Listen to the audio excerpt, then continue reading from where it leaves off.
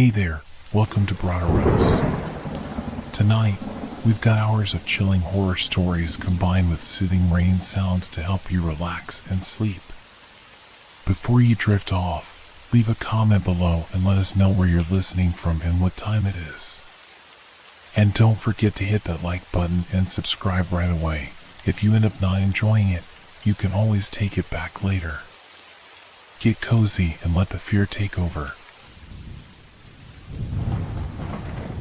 It was just another evening. I sat in my dimly lit room, the glow of my computer screen casting an eerie shadow on the walls. The hum of the fan was the only sound, a constant companion to my late night work. I clicked the mouse, expecting to open my documents, but instead, the screen froze. A small, intrusive prompt appeared in the middle of the screen. Enter password. I frowned. Password? I didn't set any password. I had never needed one for this computer. It was a simple machine, an old thing, nothing special. My fingers hesitated over the keyboard. Maybe it was some kind of glitch or a random security update. I typed in my usual password, a simple one I always use for everything. It was a shot in the dark, but it was the only one I had. Incorrect password, the screen blinked back at me. A cold feeling spread through my chest, but I shrugged it off.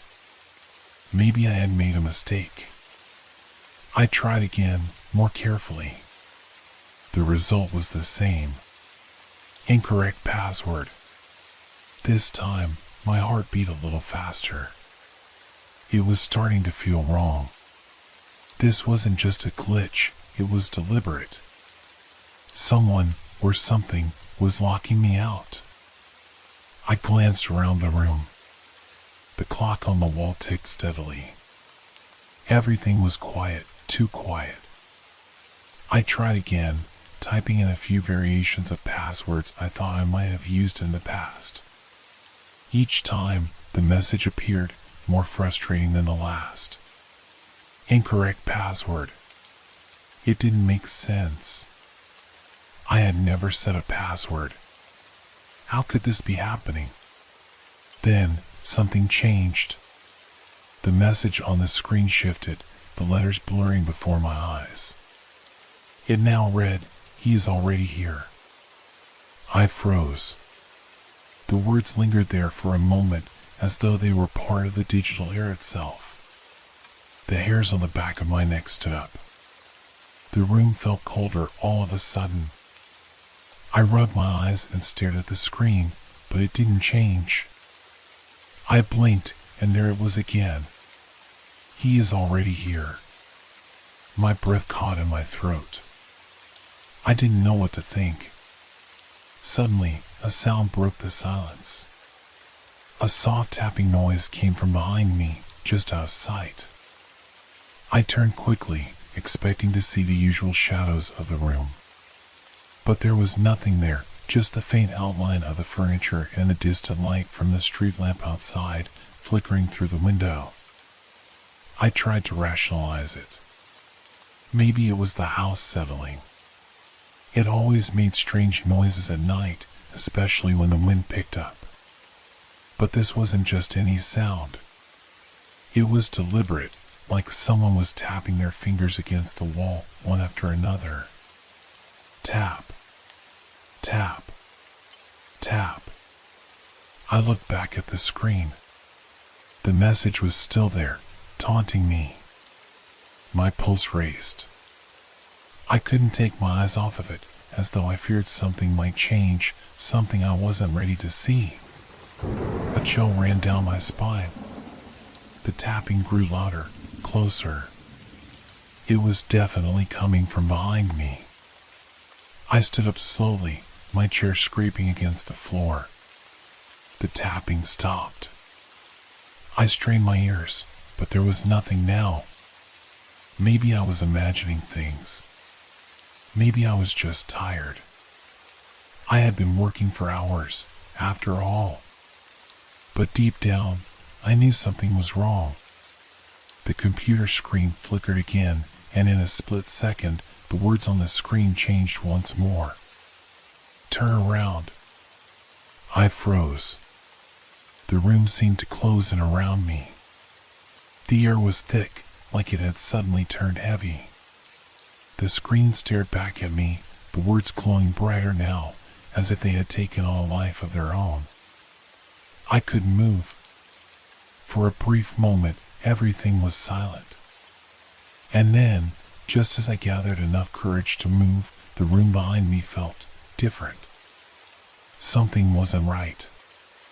There was a presence, an unmistakable feeling that I wasn't alone anymore. The tapping had started again. This time, it was louder, more persistent. And it wasn't just behind me, it was everywhere. I swallowed hard, my heart racing. I had to face whatever this was. But part of me didn't want to. The question echoed in my mind, what was happening? But even as I thought it, I knew. The answer was already here. And I wasn't ready for it. The air in the room was thick, almost suffocating. It felt like someone was watching me, their gaze heavy and intrusive. I could feel it pressing on my skin, the weight of it making it hard to breathe. The tapping had stopped, but the silence was worse. It wasn't just a quiet room, it was a silence that felt wrong, like the world around me had been suspended, waiting for something to happen. My hand shook as I reached for the mouse. The screen blinked at me, its cold blue light cutting through the oppressive darkness. I clicked again, hoping to escape whatever was unfolding in my room. But instead of the usual desktop, there was something else. A new window had appeared. It was blank, but in the center of the screen, in pale letters, the words began to form. You are not alone. My blood ran cold. It wasn't just a message, it was the way the letters seemed to pulse with a life of their own, as if they were breathing, moving, like they were waiting for me to do something. I turned around slowly, heart hammering in my chest. There was nothing behind me, just the familiar walls, the dark corners, and the dull flickering of the street lamp outside. But the feeling that something was there, watching, it didn't go away. The room felt smaller now, suffocating. My thoughts raced as I tried to make sense of everything. I had been alone when I sat down to work. I hadn't heard anyone come in, I hadn't seen any movement.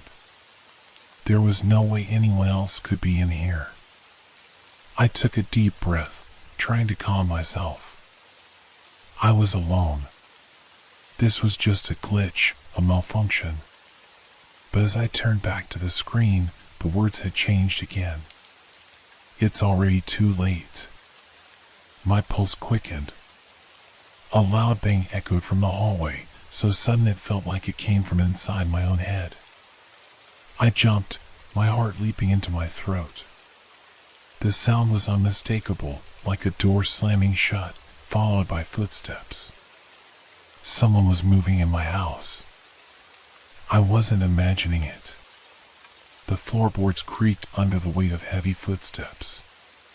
They were unmistakable, growing louder, closer. I could hear each deliberate step, each groan of the old wood beneath the weight of something, or someone. I spun around, my breath catching in my throat. There was no one in the hallway. No one in sight. But the footsteps, they kept coming.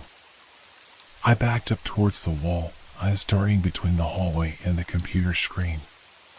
The tapping ever turned, louder now, echoing through the room as if it was coming from inside the walls themselves. I looked at the door, my hand hovering over the handle, but something stopped me. It was too quiet now. Too still. The footsteps had stopped, but the silence was even more unsettling. The room seemed to close in on me, as if the walls were moving, breathing, shifting. And then the screen flickered again. This time, it wasn't just the words that changed, it was the screen itself. The image on the monitor distorted, flickered like a bad signal, and then something appeared. A face.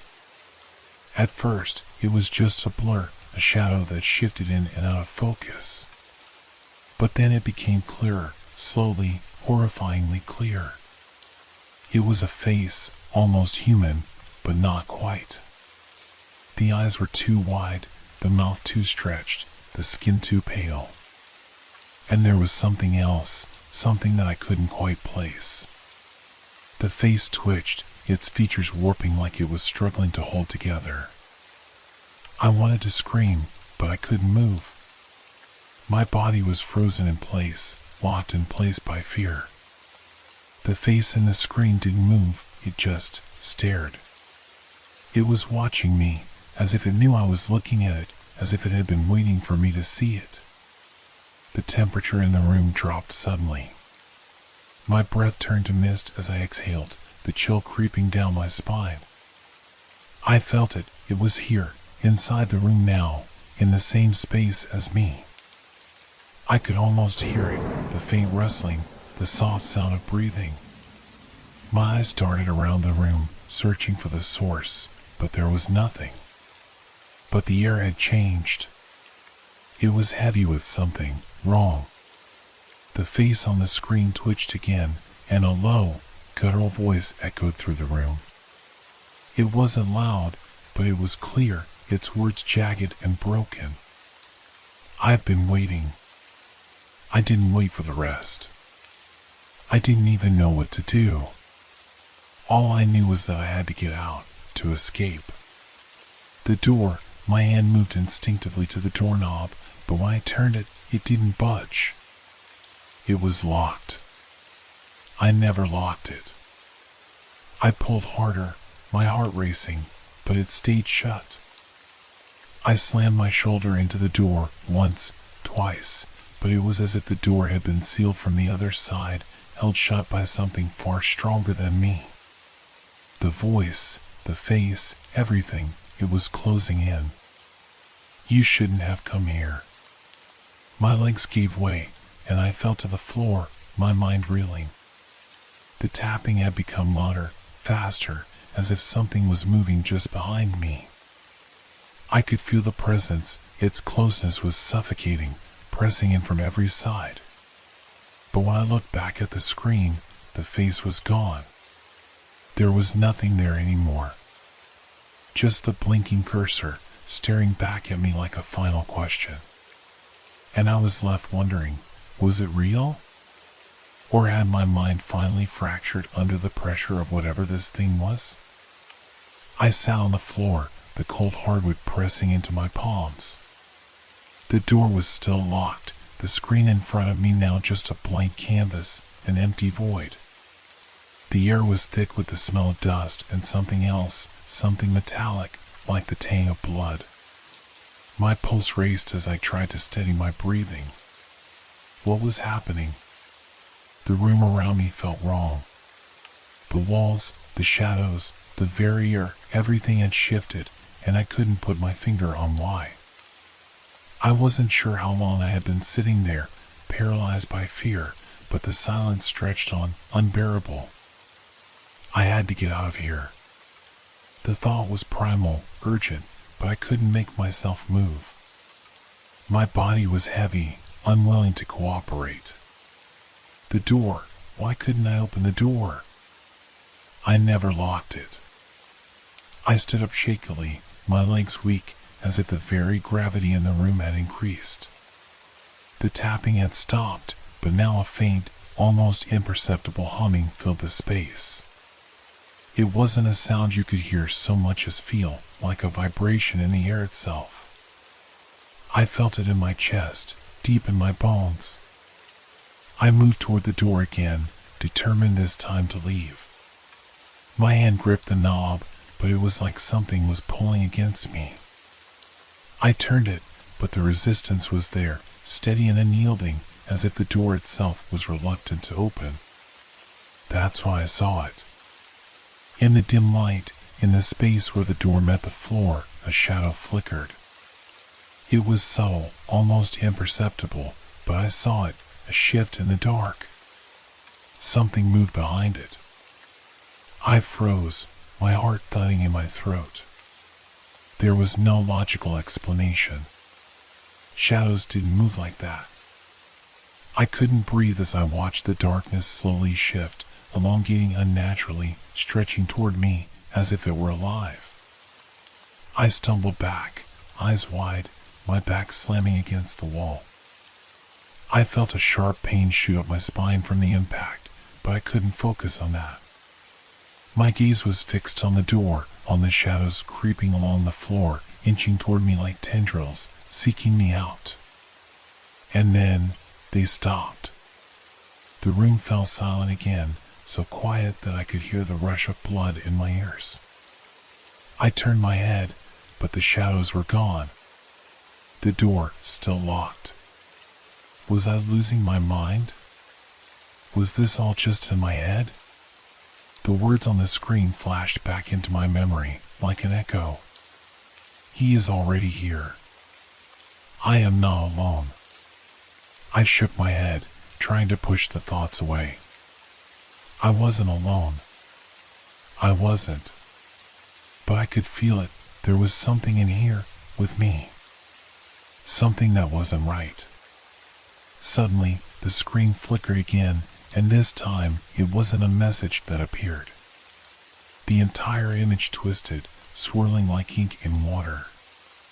The computer screen distorted, and for a moment the colors bled together, the whole screen warping into a kaleidoscope of static. Then, in the center of the chaos, a new figure appeared. A face. Not the same one as before. This one was worse. The skin was stretched too thin, the eyes too large, like dark, hollow pits that seemed to swallow the light around them. Its mouth was open, but no sound came from it. It looked as though it was trying to speak, trying to reach me. I could feel the pull, the invisible tug that drew me closer to it, like gravity itself was shifting to make me look at it, to make me understand it. The face tilted, its expression morphing into something almost familiar. It was as if it had seen me before, as though it knew me, as though it was waiting for me. The air grew colder again. I could see my breath, sharp and white in the dim light of the screen. Don't you see? The voice was different this time, smoother, almost coaxing, but still unnatural. It wasn't coming from the computer, it was coming from all around me, filling the room, the walls, my very mind. I staggered back, my legs shaking. I couldn't tear my eyes away from the screen. The face was closer now, inches from the glass, its hollow eyes locked on mine. I've been watching you, waiting. The words seemed to crawl into my brain, scraping at my thoughts. I wanted to scream, but my throat felt tight, suffocated by the pressure in the room. The hum in the air was louder now, vibrating through my chest, my bones. I turned away from the screen, feeling the walls press in around me, my skin prickling with the sensation of being watched. Then, the tapping began again. But this time, it wasn't just from behind the door. It was coming from inside the walls. The ceiling. The floor. It was everywhere. I couldn't pinpoint where it was coming from, but it was all around me. I pressed my hands to my ears, but the sound only grew louder, more frantic. Tap. Tap. Tap. Tap. I looked around the room, searching for the source, but there was nothing. The walls seemed to shift, too, the shadows stretching unnaturally, as if they were alive, crawling toward me. I took a step back, but I tripped over something, my own feet, my own body betraying me, and I fell to the ground, hitting the floor hard. When I looked up, the shadows were closer. The space between the walls and the ceiling seemed to be stretching, as though the room itself was growing. It felt like the walls were closing in. The air was thicker now, heavier. And then, through the thin crack at the bottom of the door, I saw it. A hand. It was thin, pale, the fingers elongated, too long, like they didn't belong. The fingers slid beneath the door, moving slowly, deliberately. I couldn't breathe. I couldn't move. The shadows crept forward, and the hand was closer now. My mind raced. I had to leave. I had to run. But the door was still locked. There was no escape. I reached for the door handle again, my hand trembling, but the moment my fingers brushed against it, the hand on the other side stopped. The tapping continued. But it wasn't just a tap anymore. It was a knock, loud and deliberate, as if someone was trying to get in. And I was too afraid to open the door. I stood frozen, my hand on the door, every muscle in my body locked in place. The knock came again, louder this time, more urgent. The sound rattled the doorframe, sending a tremor through the walls, making the air around me feel thick with pressure. My heartbeat was deafening in my ears, and the room seemed to shrink with every passing second, closing in on me like a vice. I took a shaky step back, away from the door, my mind racing. What was it? What was on the other side? What was trying to get in? I had to do something. But my mind wouldn't focus. My body refused to move. The air was cold, too cold, and I could see the mist of my breath swirling in front of my face, a constant reminder that something was very, very wrong. The knocking didn't stop. It was slow at first, rhythmic, like someone was trying to make a pattern. But then it changed. It became faster, almost frantic. A string of sharp, heavy thuds that vibrated through the door like a heartbeat coming from the other side. And then, as if to punctuate the madness, the knocking suddenly stopped. Silence. I turned toward the room, to the screen, still glowing in the corner of the room, like an eerie lighthouse in the dark. But now the screen wasn't blank anymore. The image on it was distorted, the colors shifting and warping, but there, right in the center, was something new. A shadow. It was just a flicker at first, like a glitch, but then it took form. It wasn't just a shape. It was a figure. A person. Or something that looked like one. It was tall, unnaturally so, its limbs stretching and contorting in ways that didn't make sense. It stood in the center of the screen, its eyes, no, not eyes, pits, black and hollow, staring back at me, its head tilted slightly to the side, as if curious about me. As if it were watching. And I could feel it. I could feel its presence, its gaze. Like it was with me, inside the room, even though I couldn't see it. The temperature dropped again. The air felt frigid, biting at my skin. I could hear it now, a soft, almost imperceptible sound, like a breath, steady and slow, coming from the direction of the screen. The figure in the monitor moved. Just slightly, but it moved. Its head tilted further, the motion slow and deliberate. And then, a sound, scraping, like fingernails against glass, came from the screen. It wasn't loud, but it was enough to send a wave of panic through my chest. I turned away. I couldn't look at it.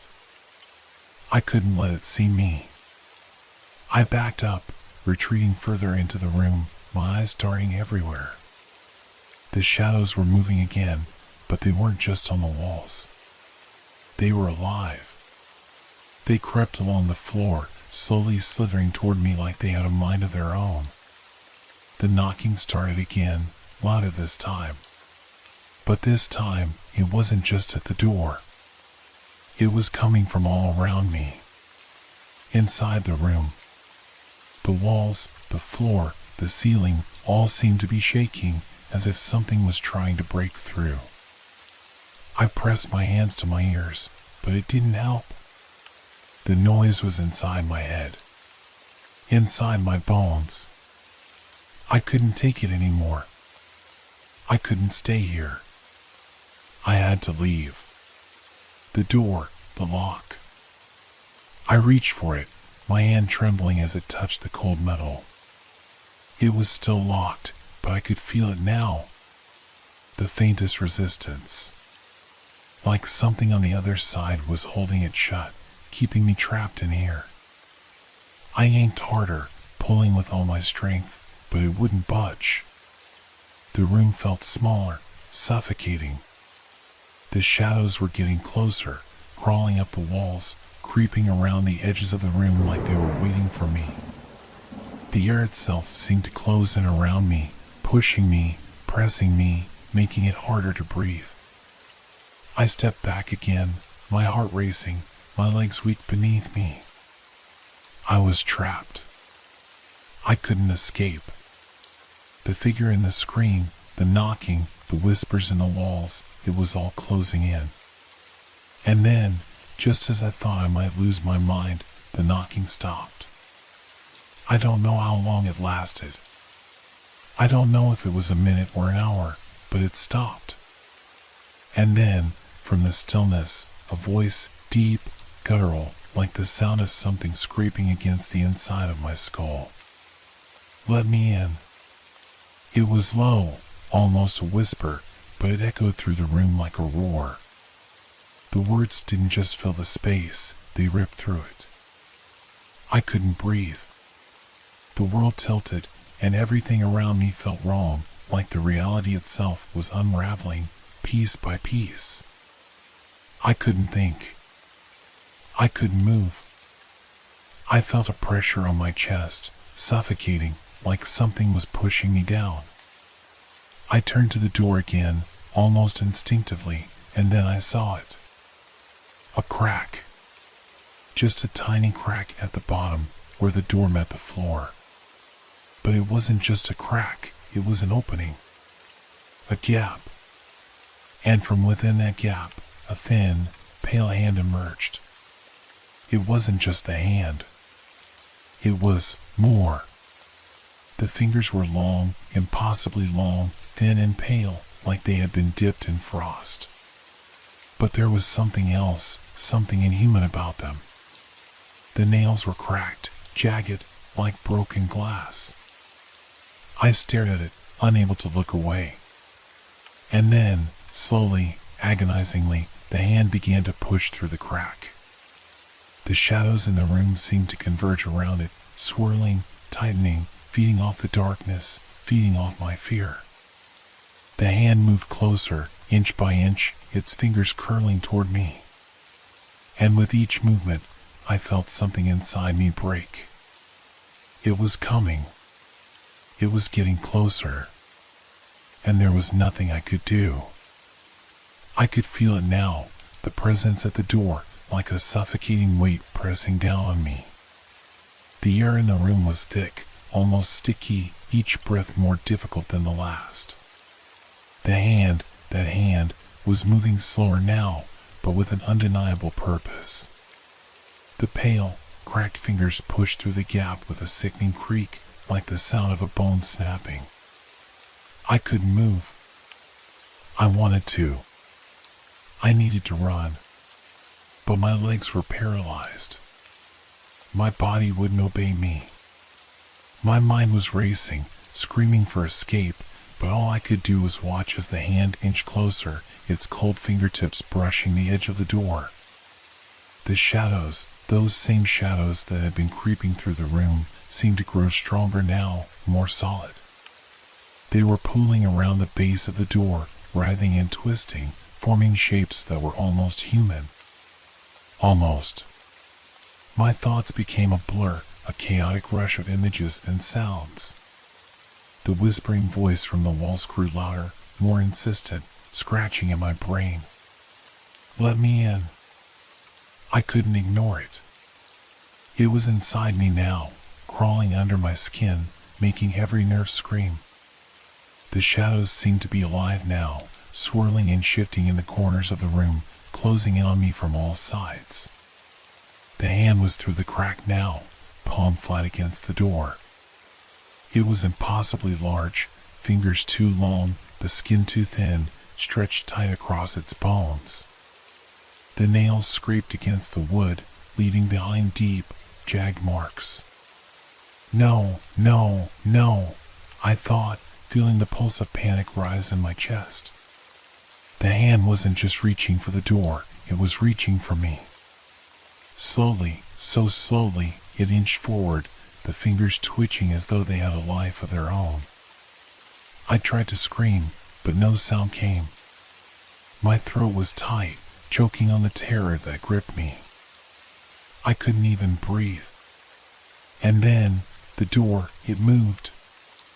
It creaked, and the gap widened just enough for the hand to slip through fully. I pushed myself back against the wall, unable to look away from the grotesque thing that was emerging from behind the door. The shadows were now so thick around me that the room seemed to dissolve into a black void, leaving only the pale hand and the grotesque figures that danced in the corners of my vision. And then, something shifted. The air in the room became heavier, like it was thick with something other than air. Something pressing down on me, wrapping around me, tightening my chest until I couldn't breathe. I felt the presence behind me before I saw it. The figure, the one I had seen on the screen, was there, standing in the doorway. Its eyes, or what should have been eyes, were dark, empty pits. They pulled me in, dragging my gaze to them, making me feel like I was being sucked into an endless abyss. It tilted its head, slowly, as if studying me, and I could feel the pull of its stare, the pressure in my skull. My body trembled, and my mind screamed for release, for freedom. But the figure in the doorway, it wasn't going to let me go. The hand reached forward, fingers stretching, inching closer, and I realized with horror that it was reaching for me. Its fingers brushed my arm, cold, so cold that it burned. And with that touch, a jolt of electricity shot through my body as though I had been struck by lightning. I wanted to scream, but nothing came. I couldn't move. I couldn't think. I couldn't breathe. The pressure in the room was unbearable, and the shadows seemed to close in even tighter. The figure, the thing, stepped forward, its long, gangly limbs twisting unnaturally as it glided into the room. It didn't walk. It moved, like it was floating, like it wasn't bound by the same laws of nature as I was. "I've been waiting for you," the voice rasped again, deeper this time, and it filled my head like 1,000 whispers. "You can't hide anymore." I could feel my body weakening, my knees buckling beneath me. I was going to collapse. I was going to die here. And the worst part was that I didn't even know how. The thing in front of me wasn't a man. It wasn't an animal. It wasn't anything I could recognize. Its fingers twitched again, and it moved closer. The shadows were closing in on me from all sides, but it wasn't the shadows that were the most terrifying anymore. It was the creature in front of me, its face, if you could call it a face, twisting in ways that shouldn't have been possible. I couldn't fight it. I couldn't run. There was no escape. Suddenly, the door, the one that had been locked so tightly before, creaked open. Just a little. Just enough for a pale, flickering light to spill into the room, spilling over the darkness, pushing back against it. I could hear the distant sound of something, someone, calling my name. Faint at first, but growing louder. I glanced at the door, unsure if it was real or just another part of the nightmare. The light flickered again, and then there was a figure standing in the doorway. Not the thing, not that thing. This was a person. I could feel it. But the figure in the doorway was moving too. Too slowly. Too deliberately. It wasn't running to me. It was waiting. I didn't know it was real anymore. The creature before me, the figure at the door, or the horrifying truth that I was losing my grip on reality entirely. My mind was unraveling, each thread slipping away faster than I could hold on. I felt a sickening pull toward the thing in front of me, toward the abyss of its empty eyes, and I knew it was the end. And yet, somewhere in the distance, that voice, the one that had been calling my name, was getting louder. But I couldn't tell if it was a lifeline or the final push.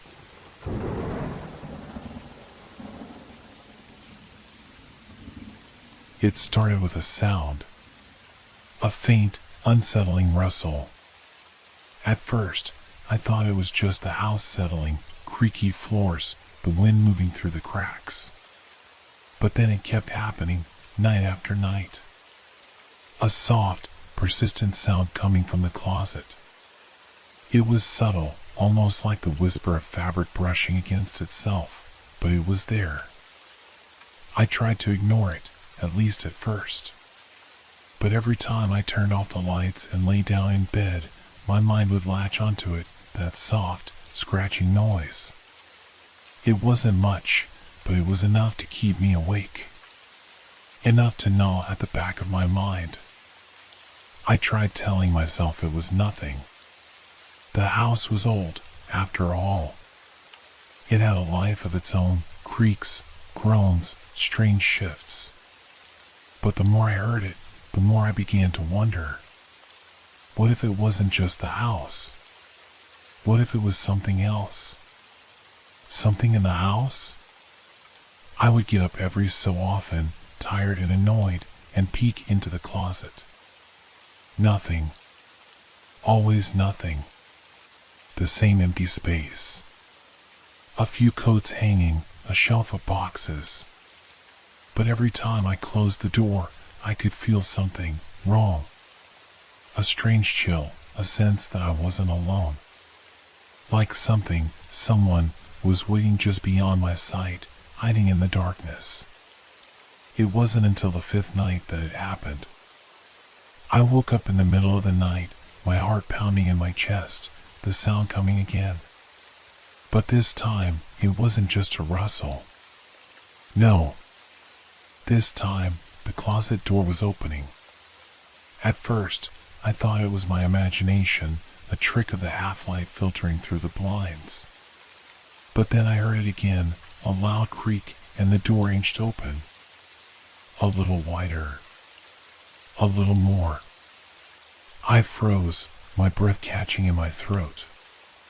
I didn't move. I didn't even dare to breathe. My eyes were glued to that sliver of darkness, where the door had opened just enough to let a sliver of shadow slip through. The rustling noise continued, louder now, more urgent. I could hear it shifting inside, something moving in the dark. A weight settled into my chest, a feeling of dread I couldn't explain. I couldn't help it. I had to look. I had to know what was causing it. I swung my legs over the side of the bed, careful not to make a sound. My heart was racing, each beat pounding in my ears. Slowly, I crept towards the closet, my fingers trembling as I reached for the door. Just as my hand brushed the cold wood, a sudden thought struck me. What if there was something in there? Something waiting for me to open it? I paused, seconds stretching into what felt like hours. My mind screamed at me to turn back, but curiosity won over. I yanked the door open. Empty. Or, at least, it looked empty. My eyes scanned the interior, heart still hammering. The coats hung there, the boxes stacked neatly. But as I took a step closer, something caught my eye. A small piece of paper, folded carefully, wedged between the coats. I reached for it without thinking, and when I unfolded the note, the words sent a shiver down my spine. "Thank you for not locking the door." I froze, my hand shaking. The note had been placed there so carefully. It wasn't crumpled or thrown in hastily, it was deliberate, thoughtful, and it wasn't there before. My mind raced. Who could have left it? Was someone in the house? My stomach twisted as I realized I hadn't locked the closet in days. But I didn't remember opening it.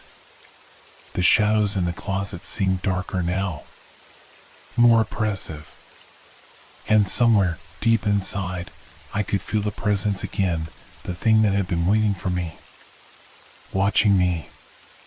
And now, it was clear, it wasn't going to stay hidden for long. I slammed the door shut and backed away, my breath ragged. My pulse pounded in my ears, the note clutched tightly in my hand. This wasn't just the house. There was something here with me. Something that had been waiting. Something that had made its home in the dark corners of my life. And now, I had given it permission to stay. I couldn't sleep that night. I lay in bed, staring at the ceiling, every tiny sound in the house seeming louder now, more menacing. The wind rattled the windows, the house creaked and groaned, but nothing felt normal anymore. The note had shattered whatever sense of peace I had left. I tried to convince myself it was a prank, maybe a friend or a neighbor who had gotten into my house, just to mess with me. But the more I thought about it, the less plausible that seemed. I didn't have anyone close enough to me who would pull something like that. And no one could have been hiding in my closet without me noticing. Could they? My thoughts were a whirlwind of confusion and fear. I needed to get a grip. I had to. But the images of the closet, the note, and that eerie feeling of being watched wouldn't leave me. They kept swirling in my head, pushing everything else out. The next day, I tried to go about my routine. I had to act normal, had to convince myself that it had all been some kind of mistake. Maybe I had left the door unlocked, maybe the note had been left by some forgotten visitor. But every time I passed by the closet, I couldn't shake the feeling that it was different. I found myself avoiding it. Every time I walked past, my eyes would dart toward it, and I'd feel that chill creeping over me again. The thought of opening that door, of confronting whatever was lurking inside, filled me with dread. But I couldn't stop thinking about it. I had to know. By the time evening came, the house felt suffocating. The walls seemed to press in, the air thick with tension. I tried to watch TV to distract myself, but even the sounds of the show on the screen felt distant, muffled. The reality of the note, of the strange happenings, kept pulling my attention back to that closet. Finally, after hours of pacing and nervously checking every window and door, I couldn't take it anymore. I had to know what was inside. I stood in front of the closet for what felt like an eternity, the door staring at me, almost expecting me to open it. My hand trembled as I reached for the handle. But this time, there was no hesitation. I knew I had to face whatever was hiding there. The door creaked as I pulled it open, the darkness inside swallowing the light from the hallway. For a moment, I stood still, waiting for something to move, for a sound, a shift, anything. But there was nothing. I stepped inside, my breath shallow, the air thick and musty. I ran my hand along the rows of coats, trying to steady myself. My fingers brushed against something cold and smooth, a piece of fabric, perhaps. I moved it aside, only to find another note. This one, however, was different. It wasn't the same folded, neat paper from before. No. This one was scribbled on a torn scrap, the handwriting jagged and uneven. It was short, barely legible, but the message was clear. You shouldn't have opened it. A shiver ran through me, colder than anything I'd ever felt. The note felt wet, sticky almost, as though it had been handled just moments before. My eyes darted around the closet, scanning for anything out of place. But there was nothing.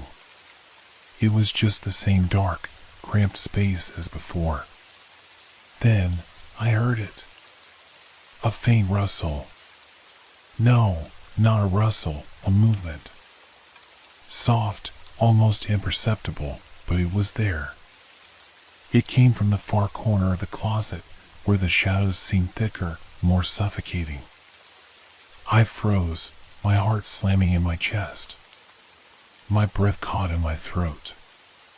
The closet. It wasn't empty. Something was in there.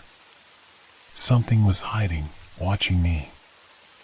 I tried to force myself to move, to run, but my legs felt like they were made of stone.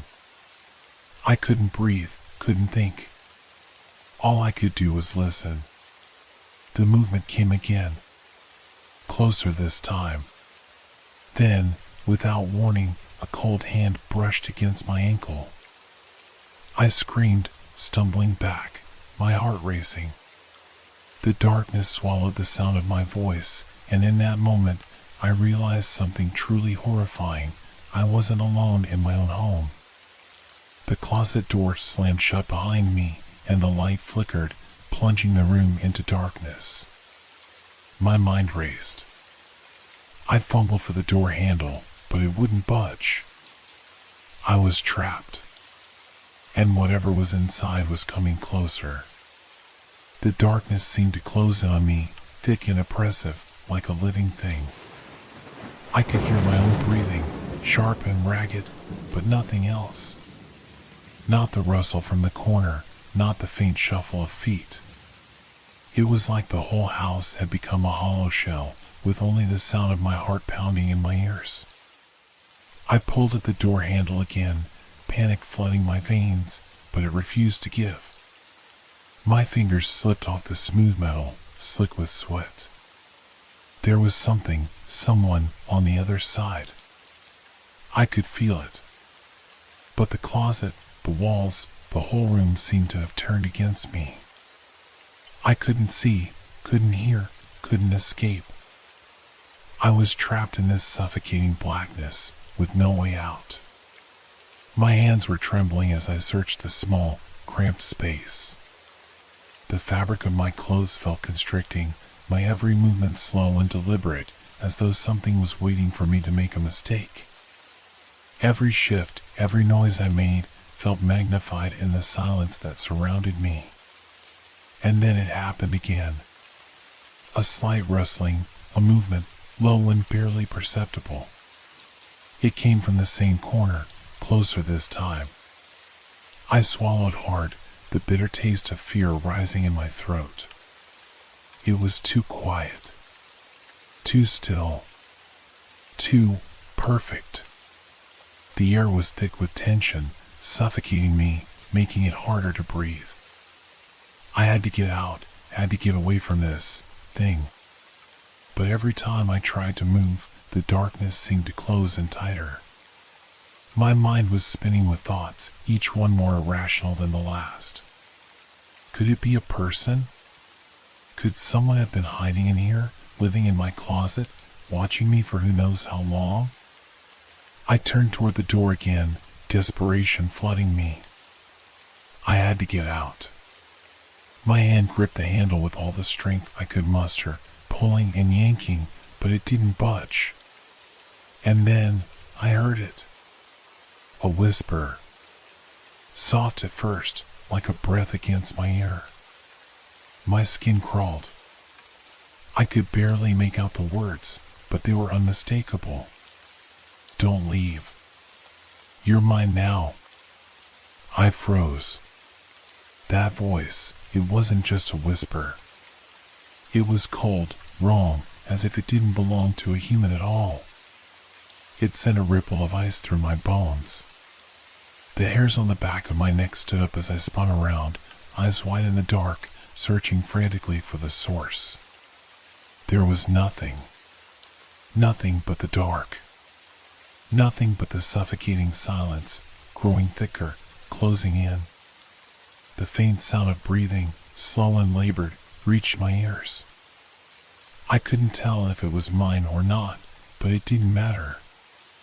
My heart was hammering now, my thoughts running wild as I realized, whatever was in here with me, it wasn't going to let me go. I had to find a way out. I had to move. But the fear, the pure, unadulterated terror, kept me rooted to the spot. My eyes darted around the closet again, searching every shadow, every corner. I tried to steady my breathing, tried to calm my racing mind. But the sounds, the feeling of being watched, only intensified. And then, I saw it. A figure, barely visible, crouching in the farthest corner of the closet.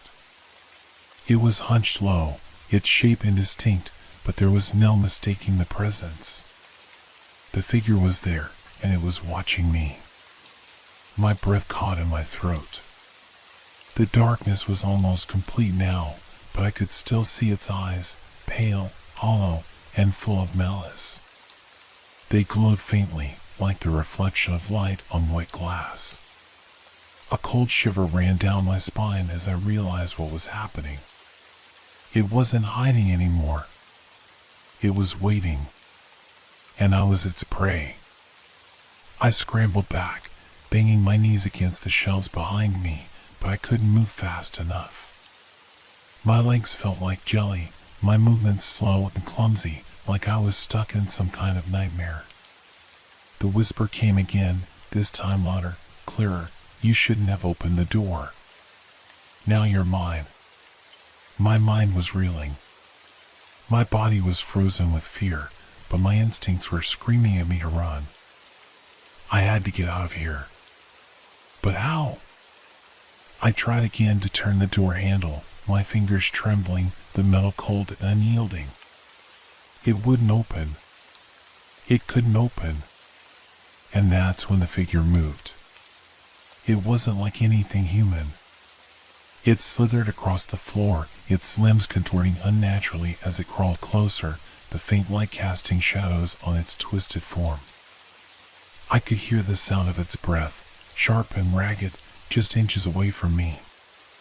My heart pounded in my chest as I pressed myself against the back wall of the closet, my legs refusing to move, my mind numb with terror.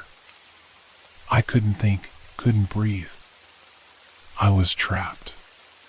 The thing reached out, a cold, bony hand that scraped against the floor as it touched my ankle.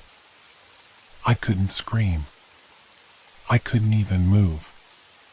All I could do was stare into those hollow eyes, the only thing that remained visible in the suffocating dark. I had opened the door.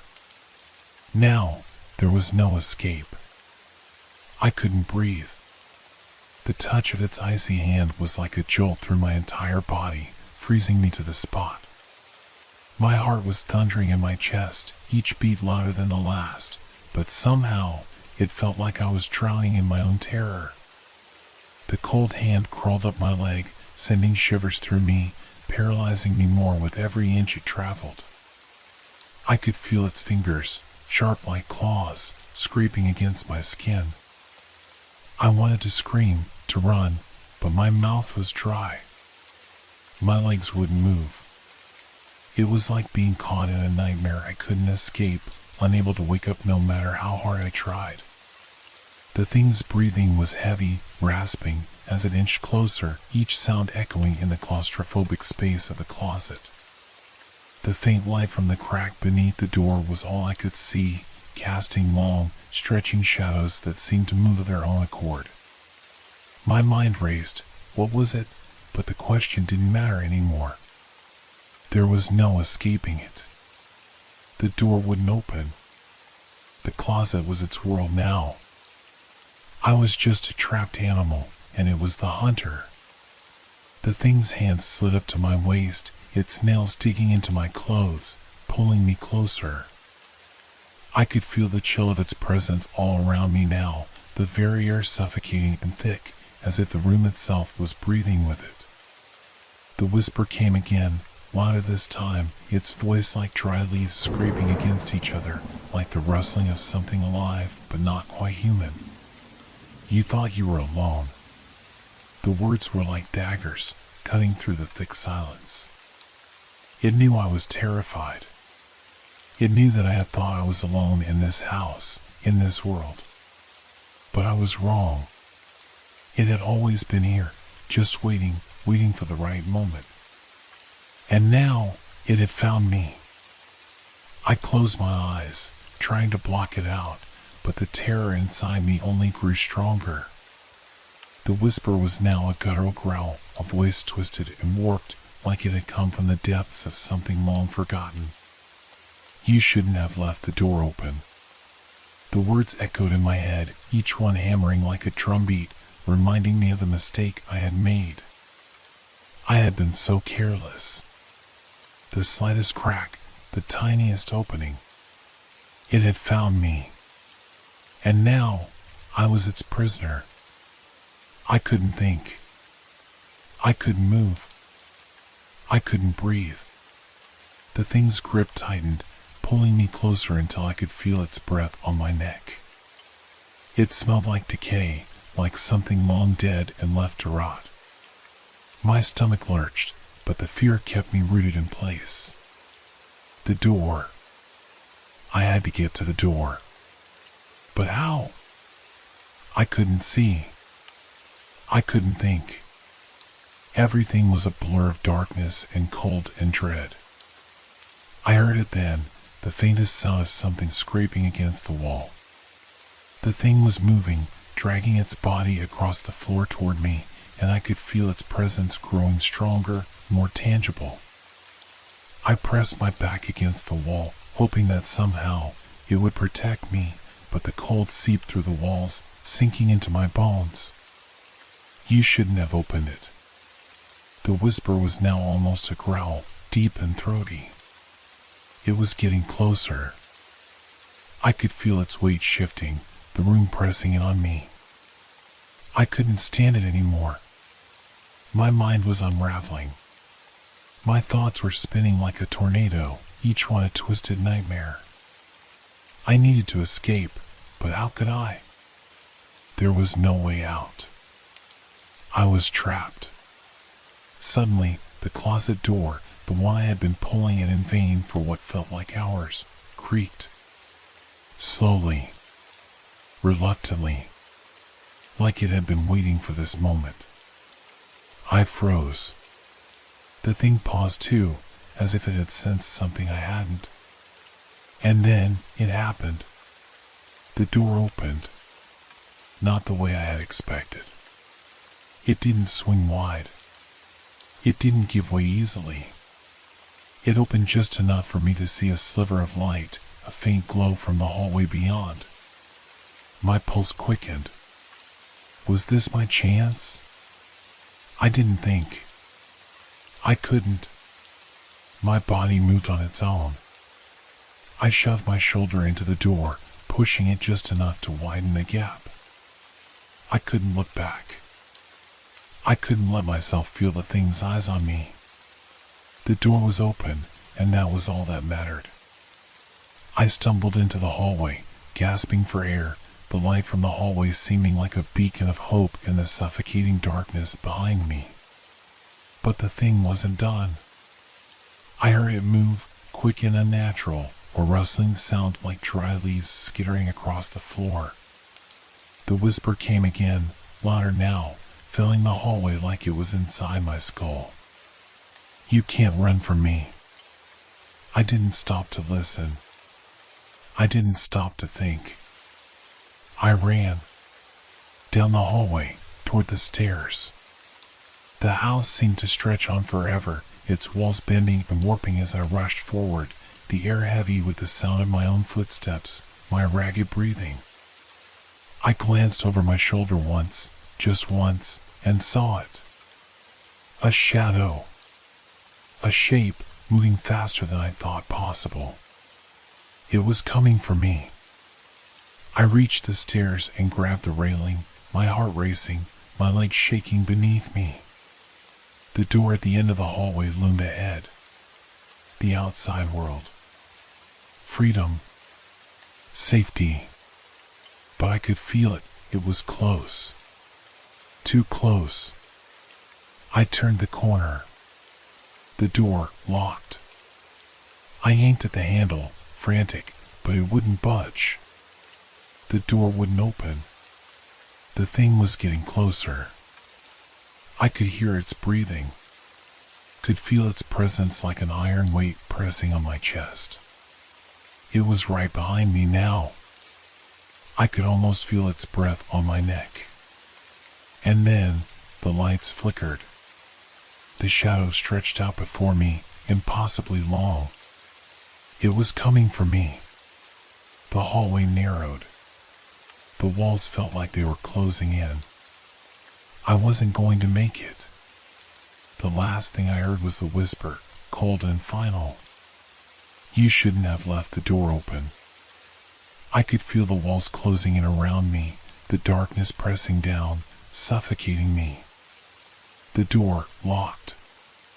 The cold handle felt like ice in my trembling hand as I yanked it again, harder this time, my breath ragged and shallow.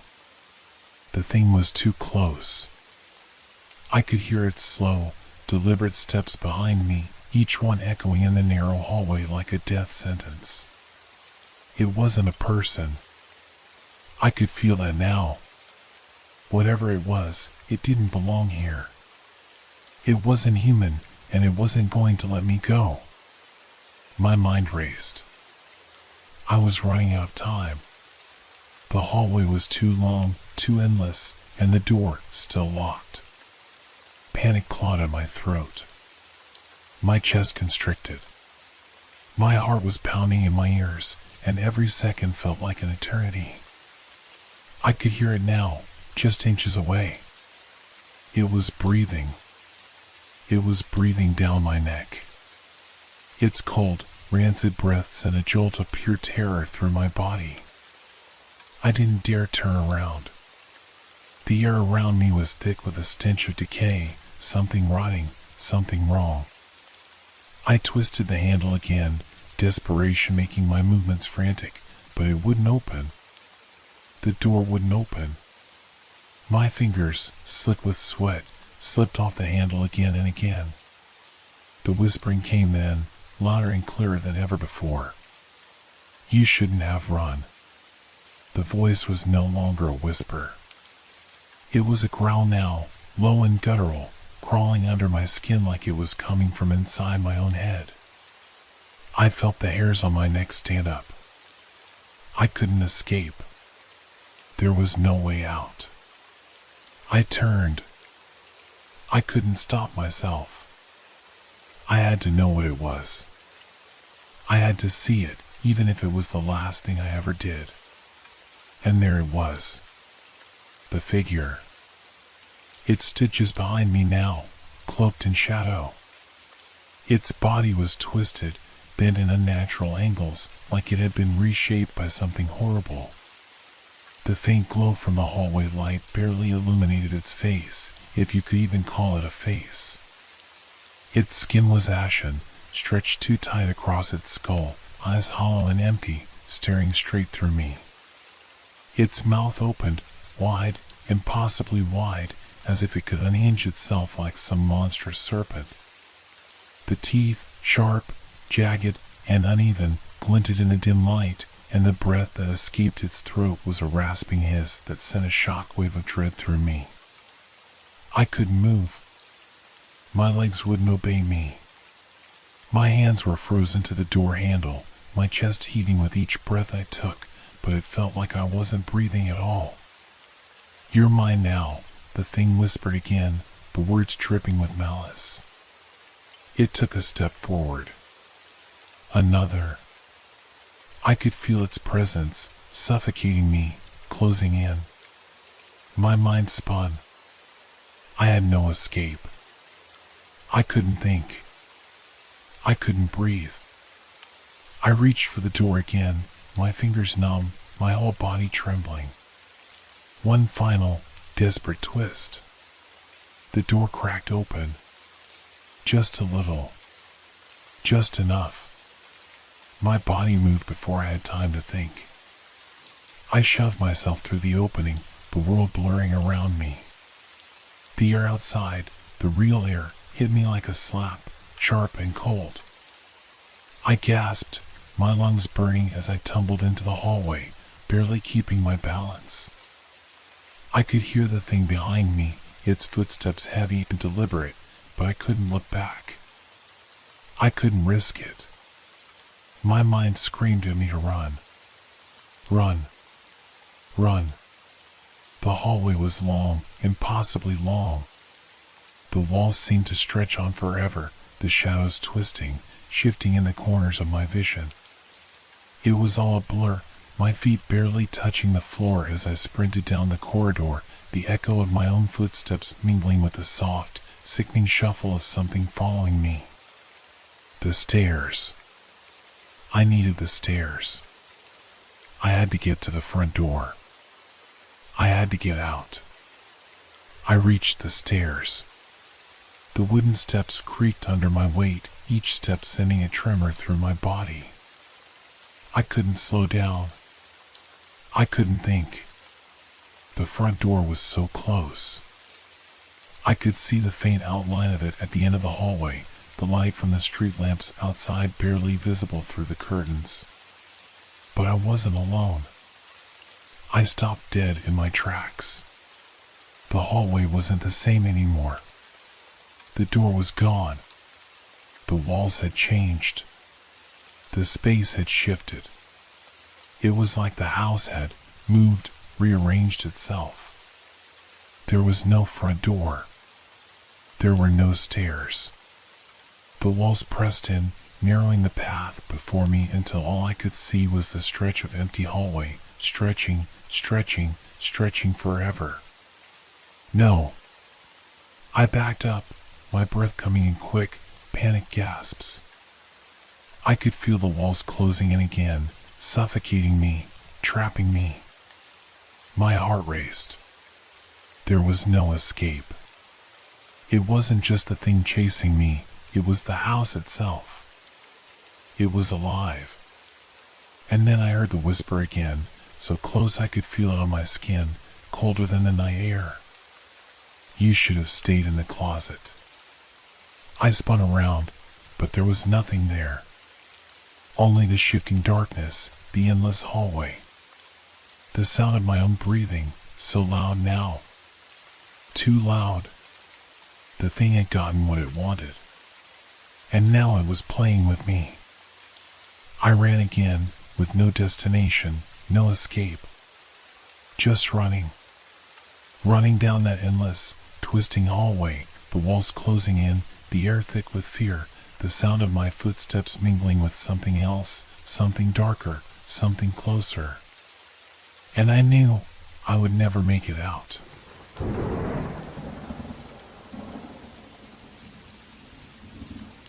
What if reality wasn't as solid as we believed?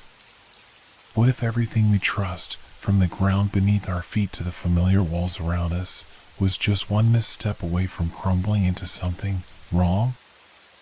I've always been the type of person who questions things. I know how it sounds, overthinking. But there's a part of me that can't stop wondering, what if? What if the world we see is just a thin veil, a flicker of something more unsettling beneath the surface? What if that veil was ripped away, leaving nothing but emptiness? It's funny how quickly a place that's supposed to be safe can turn into a prison. It was supposed to be a normal evening. I pressed the button for the elevator, like I had done countless times before. The building was quiet. Too quiet, actually. I didn't think much of it at first, just a typical late night when the world outside seems to slow down. But that night was different. I stood there, waiting, the elevator's usual hum so faint I had to strain my ears to hear it. The lobby had the typical smell, stale air mixed with faint traces of cleaning chemicals and something else, something like old wood. The overhead lights flickered occasionally, casting jittery shadows across the walls. Click. The sound of the elevator doors sliding open was startlingly loud. I glanced up, expecting to see the same dull, metallic interior. But instead, I saw nothing. A void. Blackness. I leaned closer, unsure of what I was seeing. The elevator was supposed to have a floor, wasn't it? A solid, predictable elevator with walls and a button panel. But this was different. There was nothing. Just darkness. I hesitated. My hand hovered near the door frame, uncertainty crawling up my spine. I knew it wasn't normal, but the strangest part was the cold. The air around the elevator was frigid, biting like a winter wind in the middle of a summer day. I couldn't explain it. Should I step in? I looked around the empty lobby. No one else was here. I almost laughed at myself for hesitating. It was just an elevator, right? But the air, it felt wrong. The shadows seemed deeper, like they were crawling up the walls, pulling the space around them tighter, like the building itself was holding its breath. I stepped forward, my foot crossing the threshold. The moment I did, the doors slammed shut behind me with a deafening noise that made me flinch. The floor beneath me was nothing. I felt the sudden drop of my stomach, but I couldn't move. I was frozen, staring down into an endless void where the floor should have been. The cold intensified, like it was pulling me in, suffocating the very air around me. It was like the wind was coming from below, as if the very bottom of the elevator shaft had been replaced with a yawning emptiness. The world beyond the elevator doors was so dark, so suffocating, that it felt like I was standing on the edge of a cliff, the air so thin I couldn't breathe. I reached for the button panel, the only thing that made sense. My fingers brushed against it, but it felt off, as though the buttons had been smudged, warped. There was something wrong with them. Something unnatural. I pressed the button for the ground floor. The elevator didn't move. Instead, there was a faint sound, something between a hum and a low growl. The walls around me seemed to close in, the shadows tightening, stretching. It was as though the darkness was alive, pulling at the edges of my sanity. I could hear the faintest whispering now, too soft at first to make out, but unmistakably there. You shouldn't have stepped in. I spun around, my heart pounding. There was no one there. The darkness swallowed the room whole. The shadows stretched unnaturally, as though they were coming for me. Had I imagined it? No. I couldn't have. The cold was too real. The oppressive silence too thick. My breath came in shallow gasps, the air too thin, too wrong. And yet, there was no escape. The doors hadn't opened, the elevator hadn't moved. I was trapped in a suspended moment between the world I knew and something else. A soft, chilling breeze brushed against my face, pushing me deeper into the suffocating emptiness. The elevator walls seemed to pulse, contracting and expanding as though it were breathing with me. You shouldn't have stepped in. The whisper came again, louder this time, and I realized it wasn't just a sound. It was a presence. It was in the air with me. I could feel its coldness creeping into my very bones. A horrible thought crept into my mind. What if there was no outside anymore? What if the world I thought I knew was an illusion? A fleeting dream, nothing more than an echo of what was once real. I pressed my hand against the cold metal wall of the elevator, trying to steady myself, but it felt wrong. The walls seemed to shift beneath my touch, the surface growing slick and smooth, as though the elevator had become a living thing, shifting beneath my fingers. I could feel it breathing, just like the air. The growling was louder now, almost deafening, as though the walls themselves were speaking to me in a language I couldn't understand. I wasn't supposed to be here, but there was nowhere else to go. The buttons, what had happened to them? They were gone, replaced by something else, something darker. I could see shapes now, twisted and distorted, crawling along the edges of the walls, flickering in and out of sight. What was happening? The growl turned into a low, echoing laugh.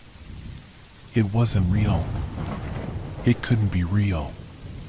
It was all in my head, right? Right? But the chill in the air, the way the shadows moved, the way the walls breathed, it was too real.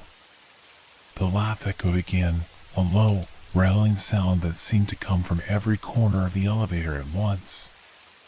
It wasn't human. It was something older, something far more unsettling. The very walls of the elevator shuddered with it, vibrating under my fingertips, making my skin crawl. I wanted to scream, to break the silence that threatened to smother me, but I couldn't find my voice. It felt like I was choking on the very air around me. I backed away, my heart pounding in my chest. I couldn't stay here. The elevator, or whatever it was now, was closing in on me. The shadows flickered like flames, twisting and bending, as if the very fabric of reality was unraveling before my eyes. I couldn't trust what I saw anymore. Everything was wrong. The familiar, sterile metal walls of the elevator had become something unrecognizable. They seemed to ripple like water, as though the structure was alive, a sentient thing that was aware of me. I pressed my hand against the cold metal again, but this time it didn't feel right.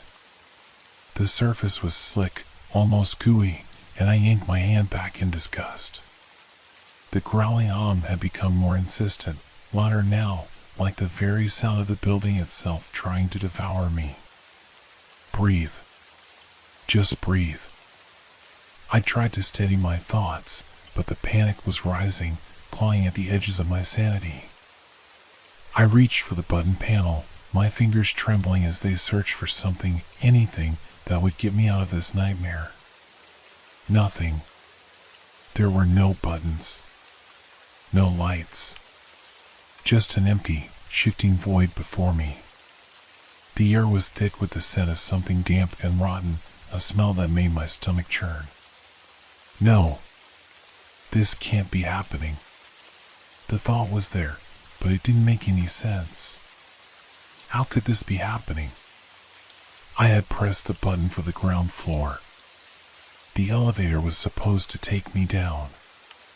That's how it worked. That's how it had always worked. I hadn't imagined any of this. I couldn't have. I wanted to step out, but where would I go?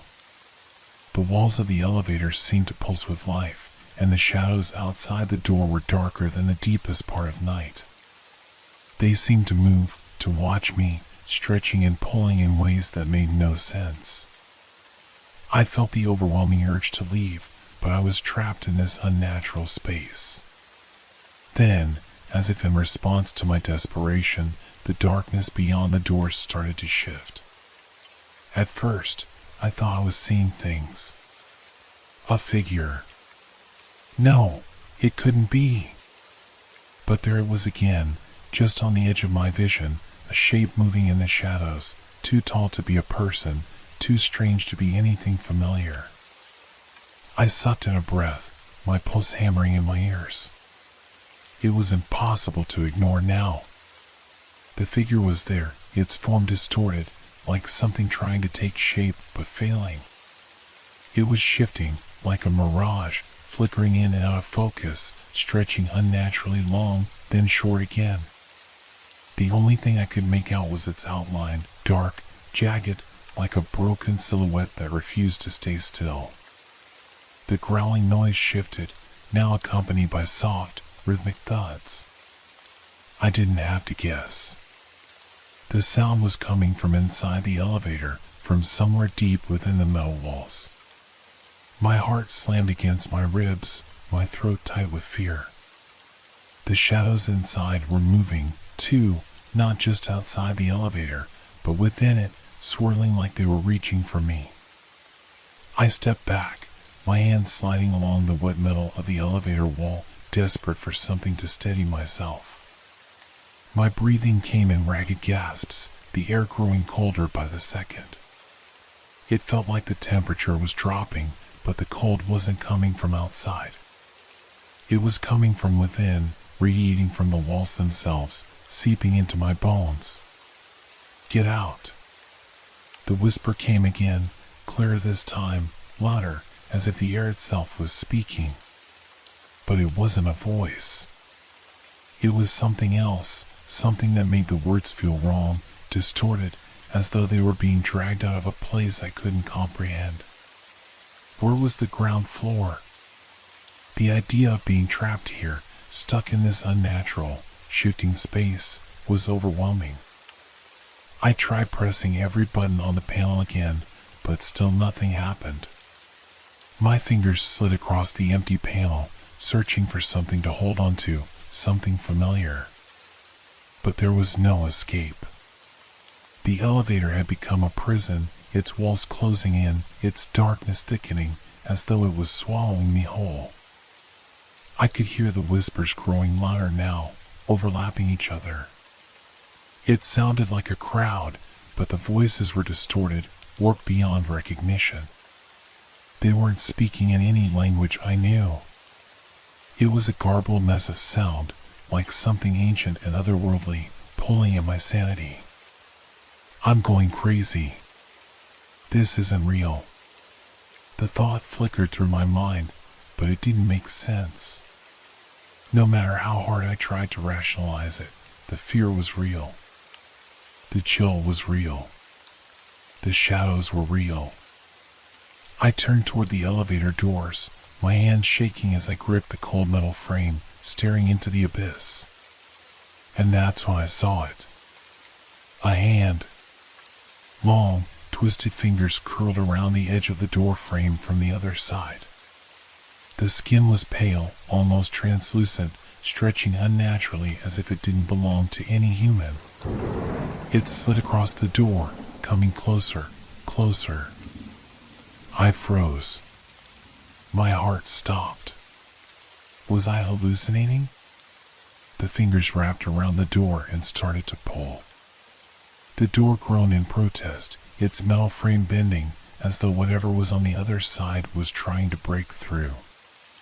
The air was thick with static now, a low hum vibrating in my chest, making my bones ache. I stepped back again, but the movement was slow, as though my body didn't want to obey. The fingers kept pulling, drawing the door open inch by inch, revealing more of the thing beyond. It was impossible to make out its full shape, but the sense of wrongness was overwhelming. It wasn't supposed to be here. I wasn't supposed to be here. The elevator trembled again, the walls pulsing like a living thing. The hand was getting closer, dragging the door further open. And I knew that if it reached me, there would be no turning back. The door creaked open, inch by inch, as though it were being pulled by invisible hands, grinding against the metal frame with an agonizing, drawn-out screech. My breath caught in my throat, my legs refusing to move. I wanted to run, but my body felt like stone, frozen in terror. The air grew colder still, sharp and biting, filling the elevator with an almost suffocating chill. It was as though the world outside had become distant, unreachable, replaced by a growing darkness that wanted to consume everything I had ever known. The hand, it was still there. Longer now. The fingers had become impossibly thin, the skin stretched so tight that I could see the veins, dark and blue, pulsing beneath the surface. I tried to turn away, but my eyes wouldn't leave it. It was like a magnetic pull, an unavoidable force that kept me transfixed by the unnatural movement of the hand as it reached for me, almost deliberately. Then, as if mocking my fear, the fingers twitched. A sound, faint but distinct, followed. A scraping sound, like nails on a chalkboard, sending a shiver up my spine. It wasn't a mere touch, it was something more, something deliberate. The thing behind the door wasn't just reaching for me, it was testing me. Testing my fear. Testing my resolve. I could hear my pulse thudding in my ears, the world around me narrowing into a tunnel of panic. I squeezed my eyes shut, trying to force my breath into some semblance of control, but the whispers, the voices, they were everywhere. They surrounded me now, a chaotic buzz, a chorus of distant wails that merged with the howling wind that still rattled the elevator's frame. You have to leave. Now. The voice, once a distorted whisper, was now unmistakable. It was clear, urgent, and it sounded almost human, if not for the deep, unsettling echo that warped every syllable. It seemed to come from the depths of the elevator itself, resonating in the very walls, the floor beneath my feet. But I couldn't move. I couldn't leave. The fingers were nearly through. The door was half open now, revealing nothing but shadow beyond. Nothing but a gaping void, dark and infinite. But I knew there was something in there. Something that had no business existing in this world. And it wanted me. I could hear it breathing now. A slow, deliberate exhale, followed by a ragged intake of air. It was alive. Whatever it was alive, and it was waiting for me. Then, something else happened. The elevator began to shake, as if the very building itself was starting to crumble. The lights flickered, casting eerie, jagged shadows across the walls, and for a moment, I thought I saw movement. A flicker in the dark. Someone, standing just beyond the door. The chill intensified, and the voices grew louder, more frantic, like a crowd pressing in from all sides, whispering secrets I couldn't understand. It was as though they were inside my head now, scratching at the edges of my thoughts, urging me to listen, to pay attention. The shadows outside shifted, swirling like smoke, but I couldn't look away. My mind screamed at me to run, but my feet remained cemented to the floor. The hand, now unmistakably long and twisted, more like a claw than a human limb, pulled at the door one final time. And when it did, I saw it. For the briefest of moments, I caught a glimpse of what lay beyond. A figure. Tall, impossibly tall. Its features were obscured by the darkness, but I could make out the outline of a body, too thin, too distorted, with limbs that seemed to bend in unnatural angles. The figure didn't move like a human. It hovered, shifting like smoke, but with weight, a presence that pressed in on the very air around me. I felt it then. The shift in the air, the change in the space around me. The elevator no longer felt like an elevator. It felt like a trap. A cage. A dark and suffocating prison from which there was no escape. And the figure beyond the door was waiting for me to come to it. The growling hum from the walls rose again, louder now, vibrating through my chest, but this time it was different. It wasn't just a sound anymore. It was a feeling. A sensation. It was the sound of something pulling at the very fabric of reality, unraveling it, bending it to its will. I wanted to run. I had to run. But I couldn't move.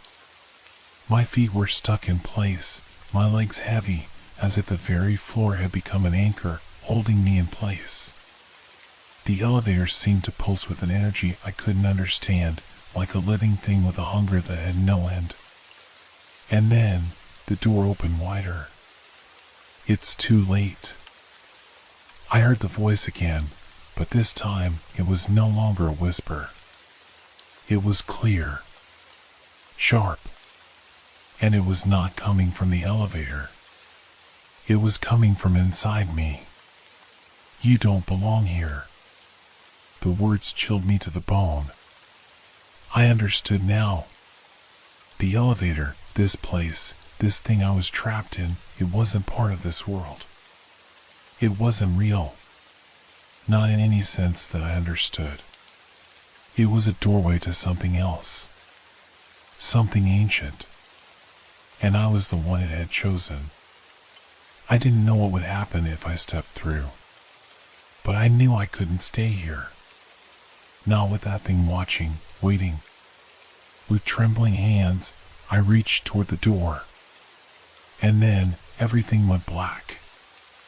I awoke in complete silence. For a moment, I wasn't sure where I was. The air was thick, still, and heavy, as though I had been submerged underwater. My body ached, but there was no pain that I could place, just a deep, gnawing sense of unease. I sat up, the ground beneath me hard and cold. There was no floor beneath my feet, no comforting structure of walls or doors, nothing that resembled the familiar setting of the building I had been in moments before. I looked around, but there was nothing. Just emptiness. No shadows. No flickering lights. No distorted voices. Nothing but an endless blackness stretching out on all sides, pressing in like a vice. It was as though the world I had known no longer existed. No sounds, no senses, only that suffocating void. I tried to take a breath, but the air didn't feel like air anymore. It was thick, almost viscous, like I was trying to breathe in something foreign. It pressed against my lungs, making it harder to inhale, and I began to panic. My heart raced, my chest tightening as I realized how truly alone I was. How isolated. I stood up, shakily, my legs unsteady as though they hadn't moved in hours. There was no sign of the elevator, no panel with buttons, no walls or familiar lights. Just a void stretching on for what felt like an eternity. I tried to call out, but my voice felt muffled, swallowed up by the oppressive silence. It was like I had lost my ability to communicate with the world, like the very air was working against me. Where had the elevator gone? Where was the door? I stumbled forward, hoping to find something, anything. But with every step I took, the nothingness seemed to stretch further, mocking my every effort to break free of it. It felt like walking in a dream where every step led you nowhere. I should have been afraid of falling, but there was nothing to fall into. Nothing but emptiness. Then, there was a sound. A soft, almost imperceptible noise, like the faintest scrape of metal against metal. I froze, my body tense, straining to listen. The sound came again, louder this time. A slow, deliberate scrape, followed by a thud, like something heavy being dragged across the ground. It sent a wave of panic through me, an instinctual reaction to the unknown presence. I wasn't alone. The scrape came again, louder this time, followed by the soft sound of something breathing. A deep, guttural exhale that seemed to come from all directions at once, as if the air itself had become alive. My heart hammered in my chest, and I had to swallow the bile rising in my throat. I wasn't sure where the sound was coming from, but I knew it was getting closer. I turned in place, desperate to find some escape, but there was nothing. The nothingness pressed in on all sides, the darkness growing thicker, the air colder. My breath came in shallow gasps, but the temperature didn't seem to change. It remained as cold as ice, as though it were part of the void itself. The scrape, followed by the breath, came again. I couldn't see it, but I could feel it, whatever was out there in the darkness.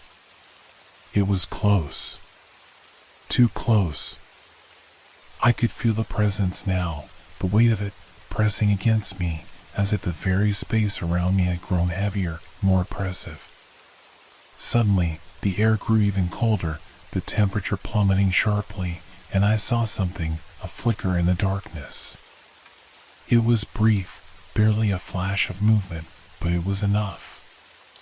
Something was moving in the distance, and it was coming toward me. A shadow. A shape.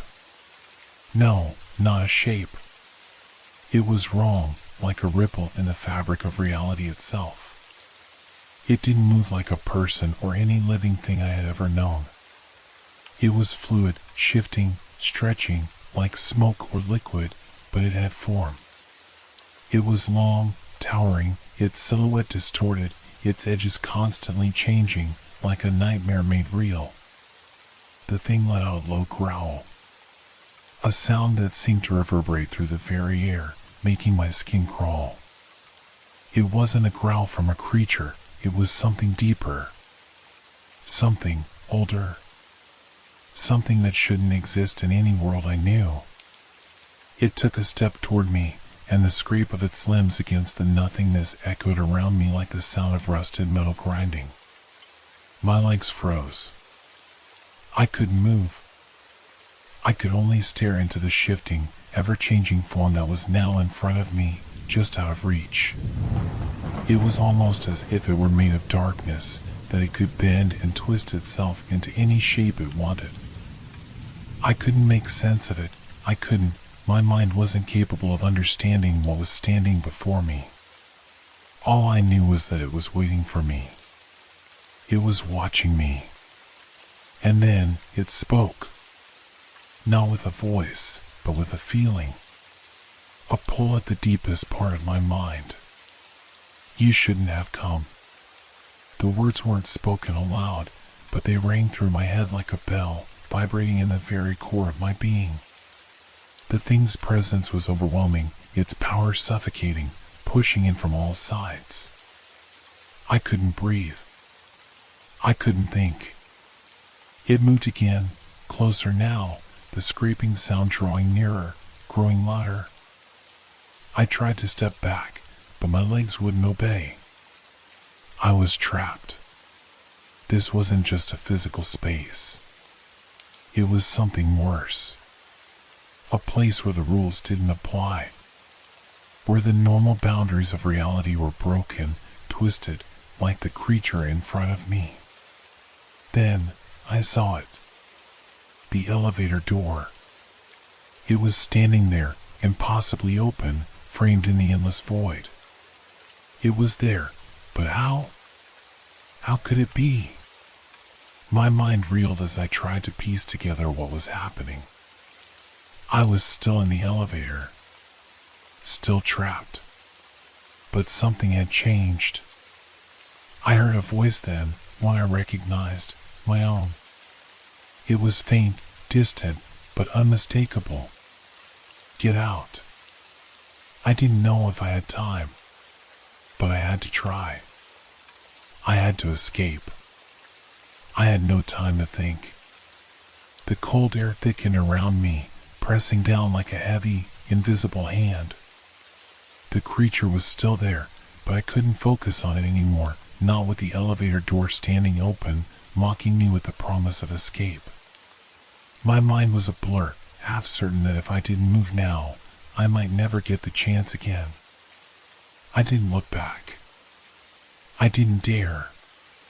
My body acted on its own, scrambling toward the open door, but the instant my foot touched the threshold, I felt something shift. The air crackled with an unnatural static. My heart thudded painfully in my chest as the door seemed to pull at me, stretching, elongating like a black void trying to swallow me whole. It was wrong. I stumbled forward, my vision blurring, but my legs carried me into the darkness of the elevator shaft. No, into the elevator itself. It shouldn't have been here. The familiar walls, the buttons that should have been lit up in front of me, everything felt distorted. The space felt smaller now, claustrophobic. The door behind me slammed shut with an echo that resonated deep in my bones, the sound unsettlingly final. I wheeled around, desperate to escape, but the elevator was not like it should have been. The walls were wrong, warped and shifting in ways that I couldn't make sense of. The buttons were there, but each one seemed to be in the wrong place, as though they'd been moved, changed. I pressed the button for the ground floor, but the lights flickered, casting an eerie glow over the buttons. The shadows in the corners of the lift seemed to stretch toward me like hands, cold fingers grazing the edge of my mind. Something was watching from within them, waiting. I pressed the button again. Harder this time. No response. I was panicking. Why wasn't it moving? My breaths came faster now, ragged and shallow. The air felt thick, cloying, like it had substance, like it was closing in on me. I could feel the thing outside the elevator now, pressing against the walls of the space. I didn't know how or why, but I knew it was waiting for me to move, waiting for me to slip. To give in. The elevator didn't move. And then, just as I was about to press the emergency button, the lights above me went out. The whole lift was swallowed in darkness. For a moment, I couldn't see anything. The world seemed to tilt, or maybe I was the one who was tilting, losing my grip on reality. I felt like I was falling, but there was no floor beneath me, no solid ground to stabilize me. I couldn't trust what I was feeling anymore, couldn't even trust my own body. The terror that had started as a creeping fear was now a full-blown panic. And then, in the absolute pitch black, I heard it. A soft sound, almost a hum, but it was inside my head. A whisper. You shouldn't have run. I froze. The voice wasn't external. It was within me, beneath my skin, reverberating in the very core of my mind. I tried to scream, but no sound came out. It was as if my mouth had been sealed shut, as if the darkness had taken my voice away. My heartbeat pounded in my chest, each thump reverberating like an earthquake, shaking me to my core. And then it moved. A presence. Not physical, not tangible, but an overwhelming presence. I felt it at my back, then by my side, surrounding me, suffocating me. I could feel its eyes that were not eyes, on me, watching every move, every twitch, every breath I took. It wasn't just in the elevator. It was all around me. A low growl reverberated from the corners of the lift, a sound that seemed to come from nowhere and everywhere at once. It wasn't a growl I could identify, too low, too inhuman. It was a noise that rattled the deepest parts of my being, like something was clawing at the edges of my sanity. I stumbled backward, my body shaking uncontrollably as my hand searched blindly for the emergency button. But it was gone. The panel had vanished. The walls were closing in, warping, twisting like the elevator was alive, breathing. I turned around, looking for the door. There had to be a way out. But the door was gone. The elevator shaft was just an endless void now, swallowing any trace of the familiar world I had come from. I couldn't hear anything anymore, not the growls, not the whispers. Just silence. A suffocating, all-consuming silence. And then there was the sudden rush of air. Cold. Bitter. Freezing. I felt it across my face first, then down my neck. The wind wasn't natural. It felt like 1,000 icy hands were touching me, stroking my skin with purpose, with malice. It wasn't the wind from the outside world, it was otherworldly. I closed my eyes, hoping that if I didn't see it, maybe it wouldn't be real. But the wind didn't stop. It grew stronger, colder. And then I heard it. A distinct creak. The faintest sound, like a door opening. I opened my eyes. The darkness around me seemed to recede just for a moment, as though the lift was somehow letting in light from somewhere deep within the void. I could see it, the faintest outline of something, a door. No, not a door. A gap. It was a crack in reality, stretching open like a wound. And through that crack, I saw what was waiting. A thing, massive and black, twisting and pulsing, like a shadow made of living darkness. Its form was not fixed, shifting, moving in ways that defied all logic. It seemed to ripple and twist, filling the space, devouring it. A grotesque void that I knew was the source of the cold, the whispers, the pressure. It was coming. And as it did, the crack began to widen, swallowing me whole. I couldn't breathe. I couldn't see. I reached out toward it, not out of choice, but because there was nowhere else to go. I felt it pulling me, tugging me toward that living nightmare. And in that moment, as the darkness consumed me whole, the world fell silent once again.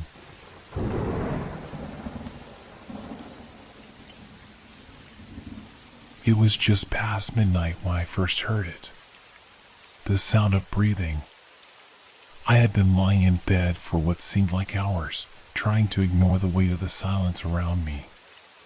The kind of silence that isn't peaceful, but oppressive, pressing against the walls of my room. The clock on my nightstand ticked loudly, a reminder of how alone I was in that space. Alone, or so I thought. The breathing wasn't a soft, gentle sound, as though it came from a person asleep nearby. No, it was deliberate. Heavy. Ragged. It came from somewhere outside my room, just beyond the door. At first, I thought it was just my mind playing tricks on me. The kind of trick your brain pulls when you've been awake too long. But then, it came again. A soft, yet unmistakable inhalation, followed by an exhalation that echoed through the cracks in the door. I froze. My heart began to race, the sudden realization sinking in that I was not alone in my apartment, not anymore. The idea of someone standing outside my door, breathing in the darkness, sent a shiver crawling up my spine. I was no stranger to the feeling of being watched, living alone in a building that always seemed to creak and groan at night. You get used to that uncomfortable feeling. But this was different. It wasn't just a presence. It was intentional. I lay as still as I could, straining to hear more. The seconds dragged on like hours. I kept my breathing shallow, barely daring to move. And then, through the gap beneath the door, I saw it, the faintest trace of light. Just enough to make out the shadow of the bottom of the doorframe. The breathing continued. But now, I could hear a subtle shift in the air. The sound wasn't just close, it was right there. Just beyond the wood. My mind raced, wondering if someone had broken in, but that didn't feel right. The sound, it wasn't normal. It was too controlled, too deliberate, like whoever it was waiting. I had to know. I couldn't stay here in the dark, paralyzed by the uncertainty. Slowly, cautiously, I crawled out of bed and approached the door. The floor creaked under my weight, making my stomach lurch. I reached for the doorknob, but stopped just before touching it. What if it was a mistake? What if someone was on the other side, waiting for me to make a sound, to give myself away. My mind screamed for me to turn away, to call for help, but I was too curious, too terrified to do anything but peer through the keyhole. I leaned down, my eye pressed to the cold metal, my breath catching in my throat. For a split second, I saw nothing, just the vague outline of the dark hallway outside my door. Then, in the shadowy depths of the corridor, something shifted. There, in the faint sliver of light from the hallway, I saw an eye. It wasn't a flash. It wasn't an illusion. It was there, unmistakably. A single eye, wide and unblinking, staring directly into the keyhole. It wasn't looking at the door. It was looking at me. The blood in my veins froze. I pulled back from the door instinctively, my back hitting the wall behind me. The sound of my breath was loud in my ears as my hands trembled, trying to steady myself.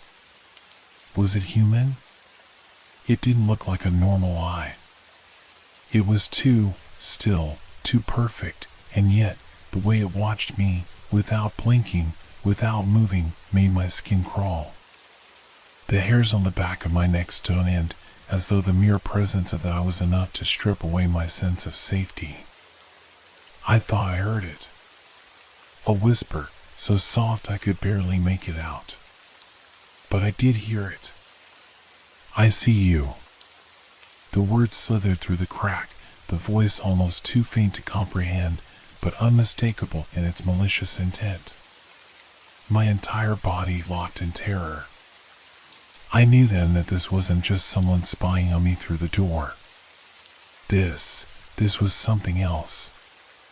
Something watching me from the other side, something waiting for me to act, to reveal myself. I backed away from the door, my heart hammering in my chest. Every instinct in me screamed to run, to find a way out, but my legs felt like lead. The world around me seemed to shrink, the darkness of my room pressing in from all sides. The walls felt closer, and I suddenly couldn't shake the feeling that the eye, that thing, wasn't just outside my door. It was inside my mind. I wanted to scream, but I couldn't. Not even a whisper escaped my lips. I had never felt so small, so vulnerable, in my entire life. And all the while, I could feel it, feel the weight of that eye, its gaze pressing against my very soul. It wasn't just watching me. It was waiting. And I knew, deep down, that it would never leave. I couldn't breathe. My mind raced, tangled in a mess of fear and disbelief. The seconds stretched into an eternity as I stood in the dim light of my room, paralyzed. The breathing had stopped. The hallway outside was silent. Too silent. But I knew better than to think it was over. Every instinct told me to move, to get away, to do something. But I stood there, frozen in place, like a mouse caught in the gaze of a predator. My eyes darted around the room, searching for something, anything, that could explain what was happening. The walls, the furniture, even the soft hum of the fridge from the kitchen all seemed wrong. The familiarity of the space that had always been my sanctuary now felt foreign, alien, like it was closing in on me. I forced myself to take a breath. The air felt thick, as though the very atmosphere had been infected with something. It was colder now, and the hairs on the back of my neck prickled with unease. I couldn't shake the feeling that I wasn't alone anymore. I backed away from the door slowly, my eyes still locked on the keyhole. It was impossible to ignore the lingering feeling of being watched. The weight of it pressed on my chest, made it hard to think, to move. I staggered toward my bed, feeling a wave of dizziness wash over me. The room felt like it was tilting, warping around me. I grabbed the edge of the mattress, trying to steady myself. My hand was slick with sweat, my heart pounding in my throat. Every part of me wanted to run, but I couldn't bring myself to take a single step. It was then that I heard it again. The breathing. This time, it wasn't coming from the door. It was closer. I turned my head slowly, my pulse quickening. My eyes scanned the shadows in the corners of the room, but there was nothing but the dark shapes of the furniture and the faint glow of moonlight streaming through the window. No, I thought. It's just my mind. It's just the fear making things worse. But then the floor creaked. A single, deliberate step. It was as though someone had shifted its weight. I whipped around, my breath catching in my throat. The room was still. The only sound was my frantic heartbeat pounding in my ears. I was imagining things. I had to be. There was no one here. I was alone. But I wasn't. Something was there. The air had changed. It was heavier now, thick with a presence I couldn't see but could feel, crawling over my skin like 1,000 tiny ants. It was suffocating. I could hear the breathing again, just behind me. Closer now, almost in my ear. I whipped around, but there was nothing. Just the empty, oppressive space. The walls seemed to close in on me, and the shadows danced across the room, twisting in ways they shouldn't. I stepped backward, my foot brushing against something soft.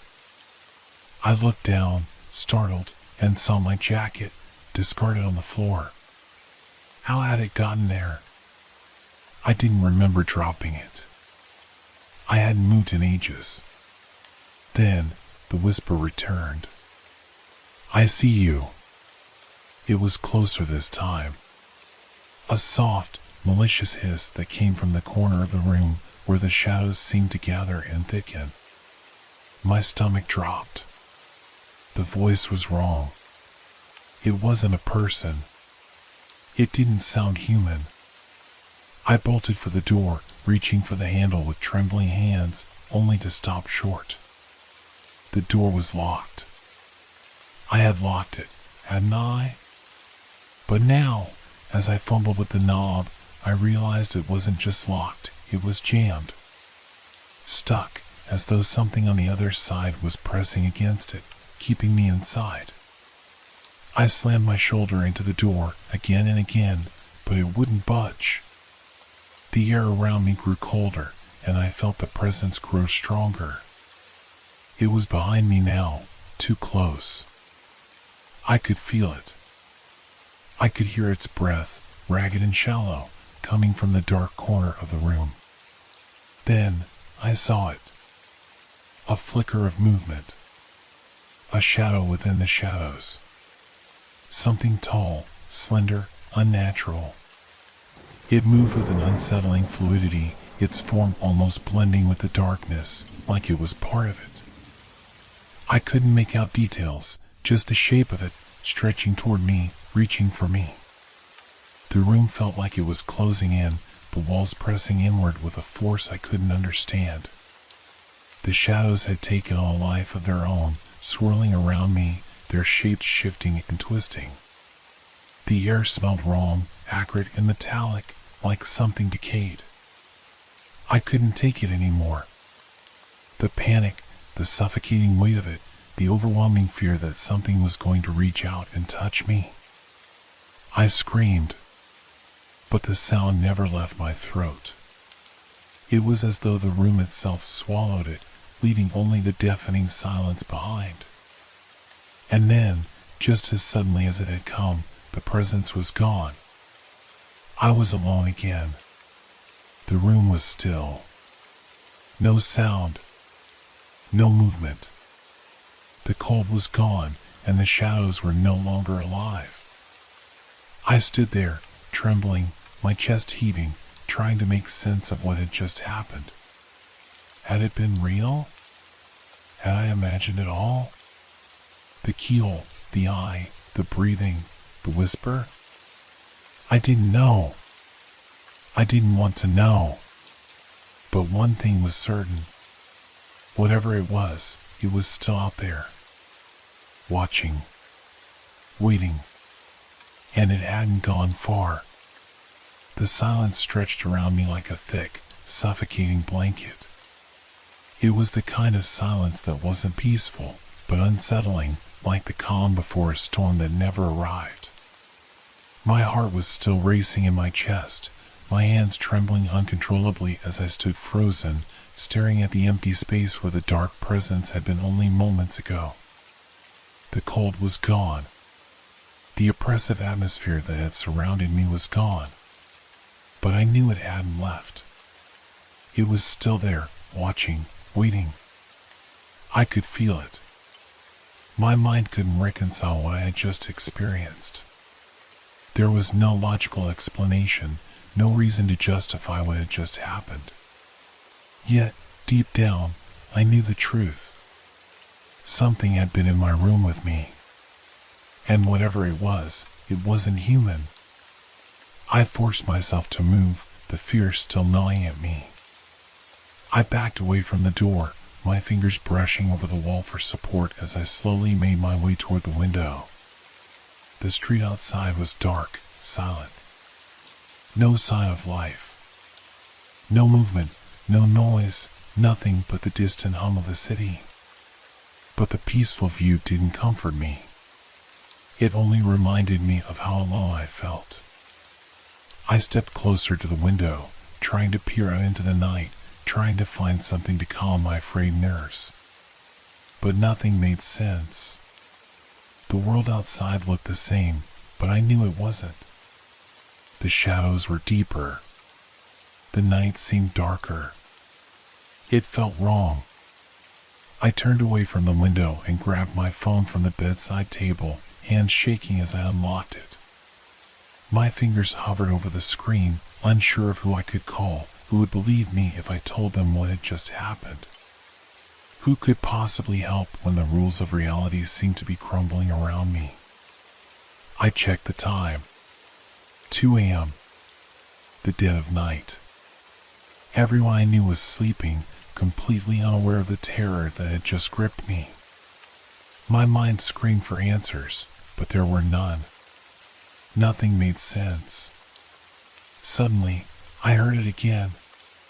The breathing. At first, it was soft, almost imperceptible.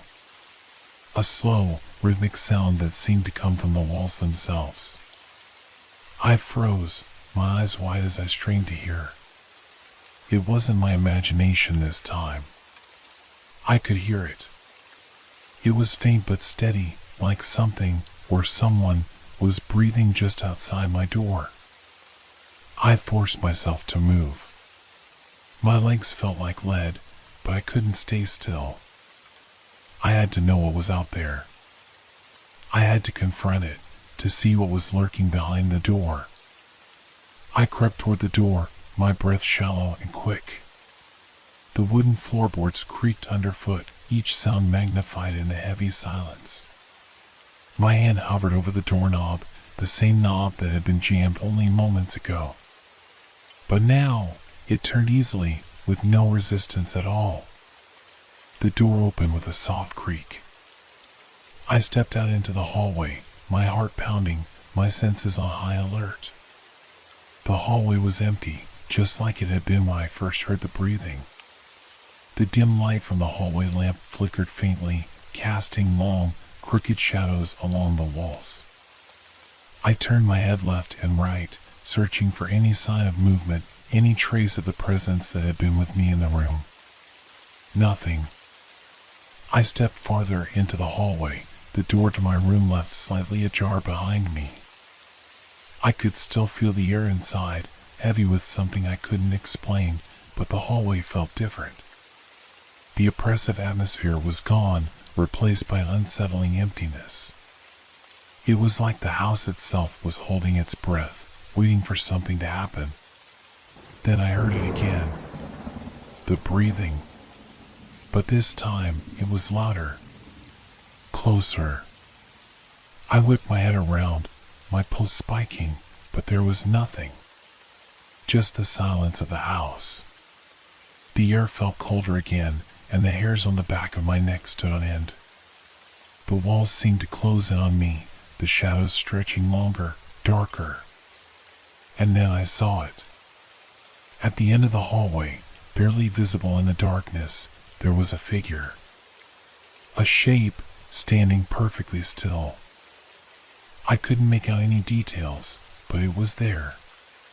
Just standing, watching. The breathing, slow and deliberate, came from it as if it was breathing for the both of us. I couldn't move.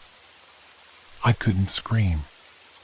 My body refused to obey me as my eyes locked onto the figure. My mind screamed for me to run, but my legs wouldn't move.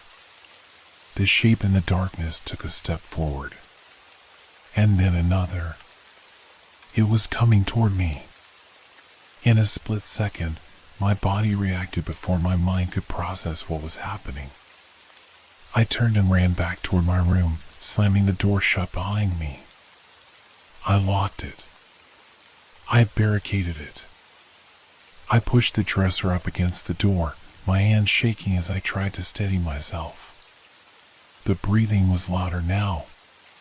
It was everywhere. It was inside the room with me, pressing in from all sides, as though the very air had been replaced by the sound of it. I could feel the walls vibrating with the sound of its presence. It wasn't just breathing anymore. It was alive. And it was here. I stepped back, my back hitting the wall. My mind was racing, my thoughts a blur. I could feel my chest tightening, my breath shallow. I couldn't think straight. There was no escape. But then, just as quickly as it had come, the breathing stopped. The room fell silent again. I didn't move. I couldn't. The silence was almost worse than the sound of the breathing. It was like the calm before something worse. And then I heard it. A soft tap, tap, tap on the window. I couldn't look. I couldn't make myself face it. But the tapping continued. Slow. Steady. Unrelenting. The sound of it was too deliberate. Too patient. It was waiting. I didn't dare turn toward the window.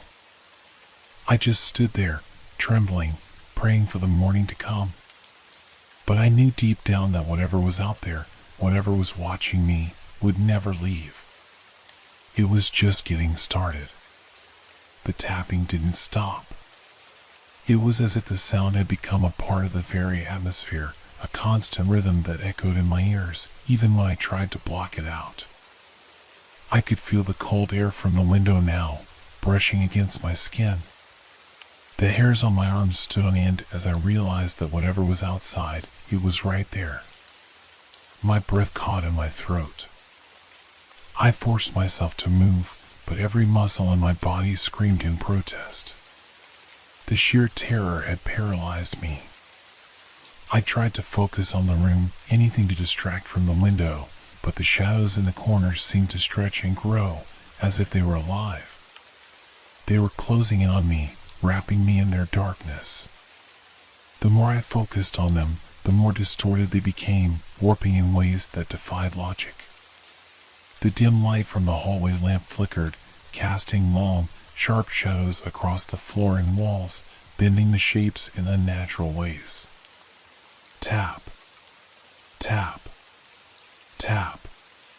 It was getting louder, more insistent. I needed to look. I needed to see what was out there. But the idea of facing whatever was causing that sound made my heart race even faster. I stumbled toward the window, every step feeling like it was taking me deeper into the pit of my own nightmare. My fingers were shaking as I gripped the curtains, pulling them aside just enough to peer through the glass.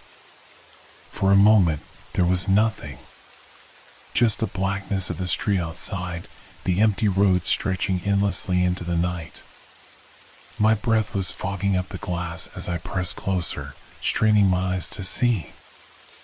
I felt foolish, expecting something, anything, to be there. But I had to know.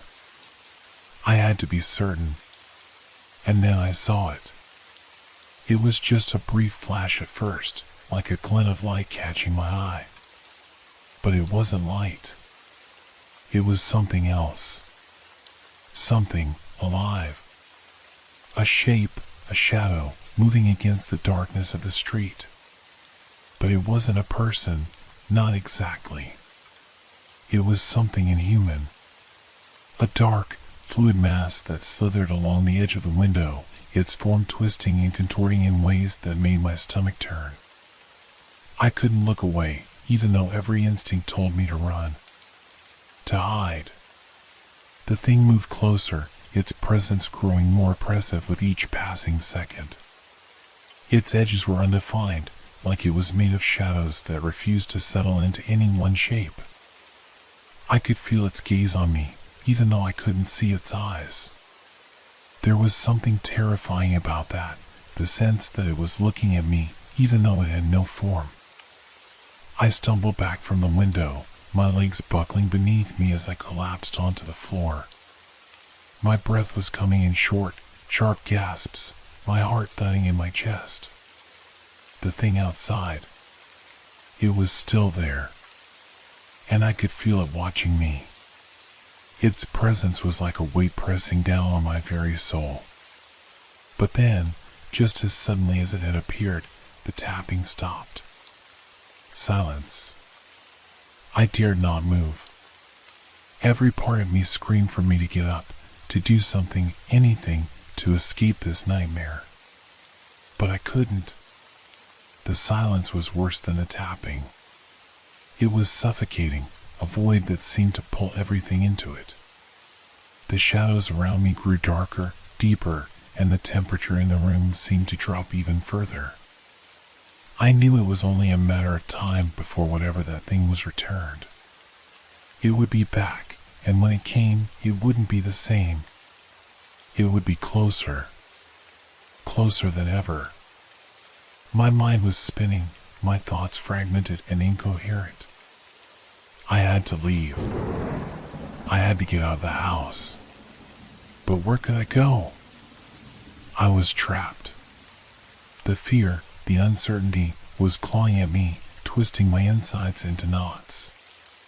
Then, out of nowhere, a sound broke the silence. A faint scratching noise, coming from the direction of the door. I froze. The sound was slow at first, deliberate, like something was gently dragging its nails along the wood. I could almost feel it through the floor, vibrating in the pit of my stomach. I didn't dare look. I couldn't. If I looked, I knew I would see something I could never unsee. But the scratching continued. It wasn't just on the door anymore. The sound was spreading, moving. I could hear it against the walls now, like something was crawling behind the plaster. It was too much. The panic, the suffocating sense of dread, was building up in my chest like a pressure cooker about to explode.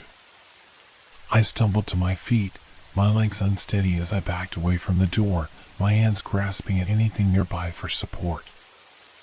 I could feel my mind breaking, splintering. Was this real? Was it all in my head? Or had something truly invaded my home? The uncertainty was unbearable. And then, just as I thought I might collapse under the weight of it all, I heard a voice. It was faint, barely a whisper, but it was there. It came from the other side of the door, right behind me. You shouldn't have looked.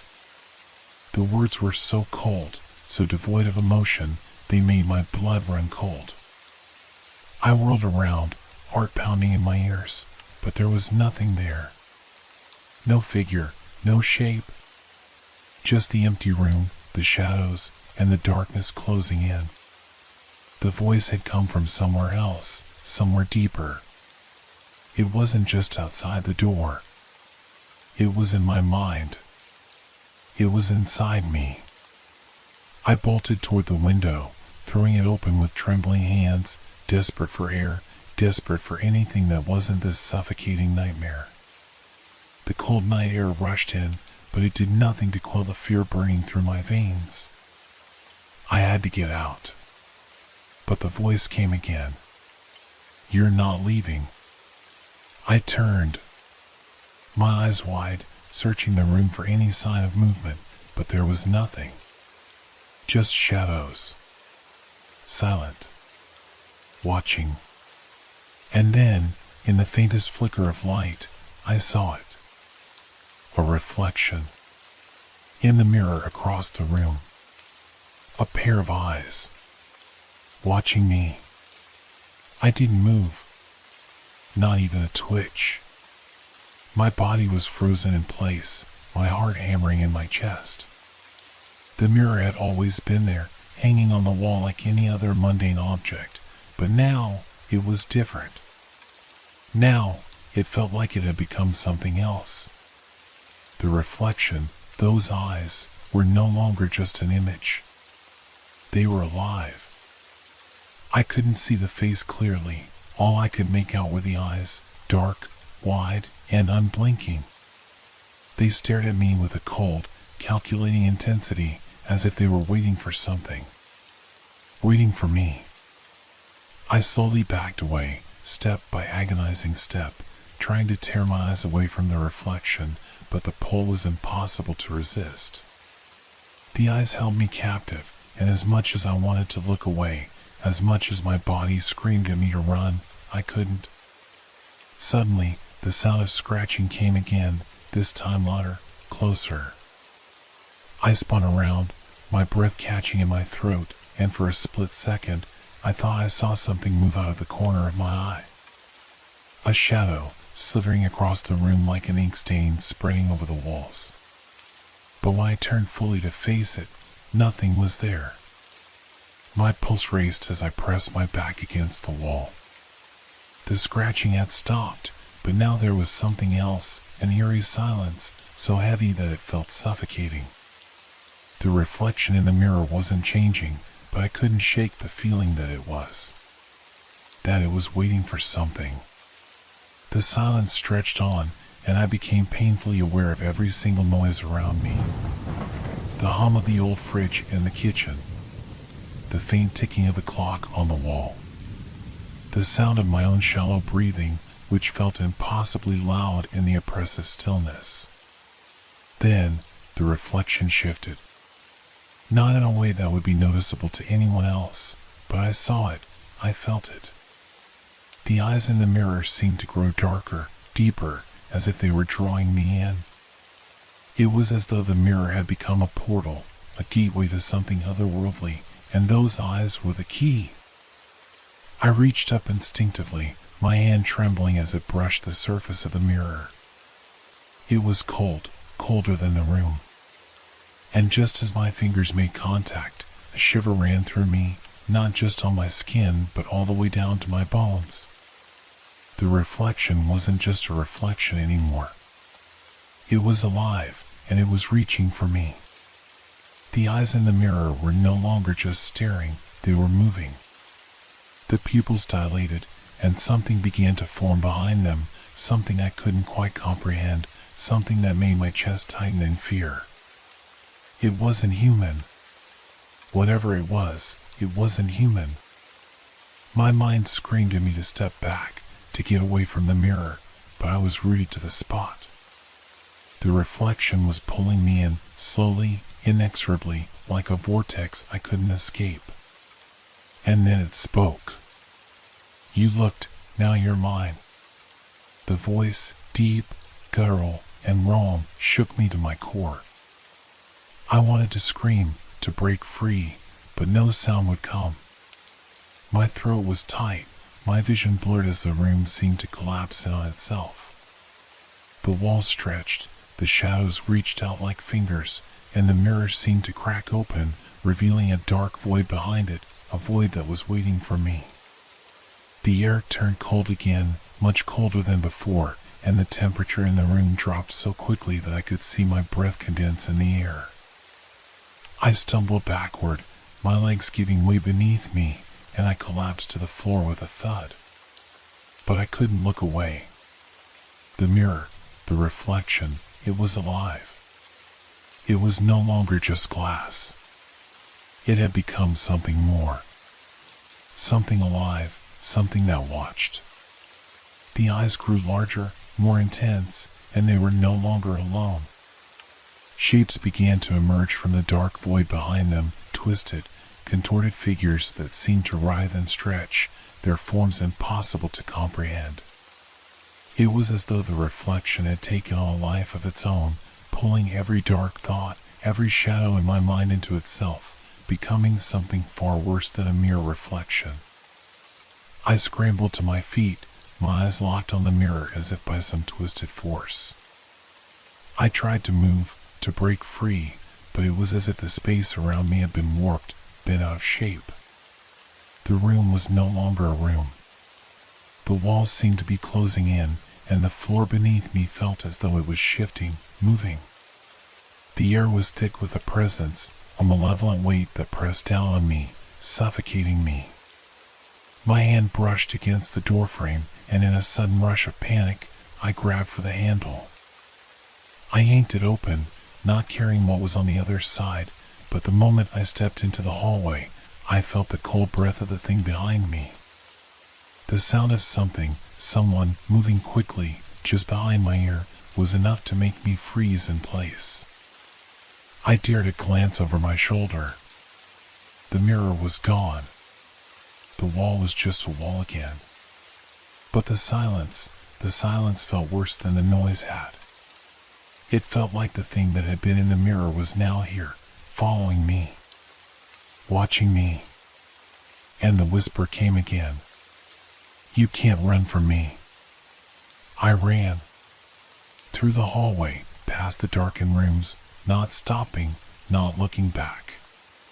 But I could feel it behind me, just out of reach, as though it was always there. Watching. Waiting.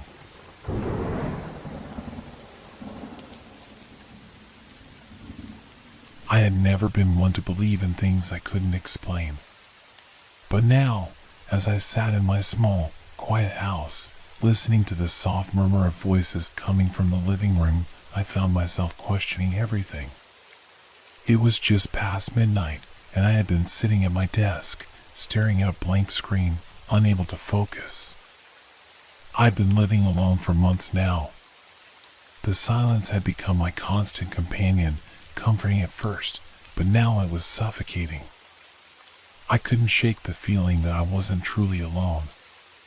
It started innocently enough, just a faint sound in the night. At first, I thought it was the wind, or maybe my mind playing tricks on me. But night after night, it grew louder. Soft voices. Whispers. A low murmur of conversation coming from the living room. I had convinced myself it was nothing, that I was imagining it. I told myself I was just hearing things. But tonight, as the whispers grew clearer, something in me snapped. I rose from my chair, my feet moving before I even realized it. The air in the house felt thicker than usual, colder somehow. As I made my way down the hallway, my heart beat louder with every step. The voices, what were they saying? I could barely make out the words, but they sounded too real, too familiar. I paused just outside the living room door, my hand on the doorknob. The whispers grew in intensity, as if they were urging me to open the door. To come in. I hesitated. I wanted to believe it was just my imagination, that it was the stress of the past few weeks playing tricks on me. But my instincts told me otherwise. I pushed the door open slowly, the creak of the hinges piercing the silence of the house. The living room was dark, the only light coming from the faint glow of the street lamp outside. The air felt colder here too, and the hairs on the back of my neck stood on end. There they were, two shadows sitting in the middle of the room. They weren't moving, just sitting there as if waiting for me. I froze. I should have run. I should have slammed the door and locked myself in my bedroom, but I couldn't. I couldn't tear my eyes away from them. One of the shadows shifted slightly, and that's when I heard it, the voice. My voice. Clear as day, whispering from the darkness. Why are you still here? I froze, my breath caught in my throat. The voice, it was mine. But it wasn't me speaking. It was wrong. I stumbled backward, my legs weak, my head spinning. The door slammed shut behind me with a loud bang, and I gasped, heart pounding in my chest. I pressed my back to the wall, my eyes wide, my breath shallow. The whispers had stopped. I stood there in the hallway, listening, waiting, but all I could hear was the pounding of my own heartbeat. I didn't dare move, didn't dare even breathe too loudly. Had I imagined it? Had it been some strange dream, a trick of the mind? But then I heard it again. Why are you still here? It wasn't just my voice this time. It was a chorus of voices, whispering together, each one softer than the next, but unmistakably mine. I snapped my head toward the living room door, but the room was empty. The shadows were gone. The house was silent again. But I couldn't shake the feeling that they were still there. Watching. Waiting. And then, the doubt began to creep in. Was it really me in there? Or was it something pretending to be me? As I stood there, the silence closing in around me, I realized something terrifying. The voices, the whispers, they weren't just echoes of my past. They were something far worse. Something that wanted to take me. I wasn't sure who I was anymore. The person I saw in the mirror didn't feel like me. The voice I heard in the darkness didn't belong to me. Was I going crazy? Or was something else here with me? Something that was becoming me? I couldn't sleep that night. The voices in my head, those whispers, kept me awake, swirling around, echoing in my skull. My own voice, but wrong. The way it carried that sinister tone, the way it lingered in the darkness. It was as if they were waiting for me to crack, to break, so they could pull me under. I spent the night pacing around my small house, flicking on the lights in every room, hoping to somehow break the strange tension in the air. But the more I turned on the lights, the more it felt like they only made the shadows grow darker, stretching into corners I hadn't noticed before. The morning didn't bring relief. It only added another layer of unease to my already fragile state. As I sat at the kitchen table, sipping coffee, I couldn't stop replaying the events of the night in my mind. I kept trying to rationalize it. Maybe I had just been sleep deprived, hallucinating. But that whisper, that voice, had been too real. Too me. And the shadows, they were something I couldn't explain. I tried to focus on the mundane. I did dishes. I made the bed. But it was all in a daze, as if I were floating through a dream, my mind constantly drawn back to the living room door, to the whispers that had come from nowhere and everywhere at once. And then, there was the mirror. I hadn't noticed it at first. It had always been there, tucked away on the wall next to the hallway. A small, rectangular piece of glass framed in dark wood. I used to glance at it absent-mindedly as I passed by, but today, I couldn't look away. There was something about it that made my skin crawl, something about it that felt off. I walked toward it, my footsteps quiet, as if I were entering some forbidden space. When I looked into the glass, I half expected to see someone standing behind me, but I was alone. The reflection was mine, my face, my eyes. Yet, for a split second, I thought I saw something else. A flicker. A shadow that didn't belong. I blinked and it was gone. But the feeling lingered, like fingers brushing against my neck. Something was wrong, something I couldn't place. I couldn't stop staring at my reflection, my own features beginning to twist and distort in my mind. It was as if the person looking back at me wasn't quite me. Not entirely. I turned away from the mirror, the anxiety rising in my chest. I needed to leave.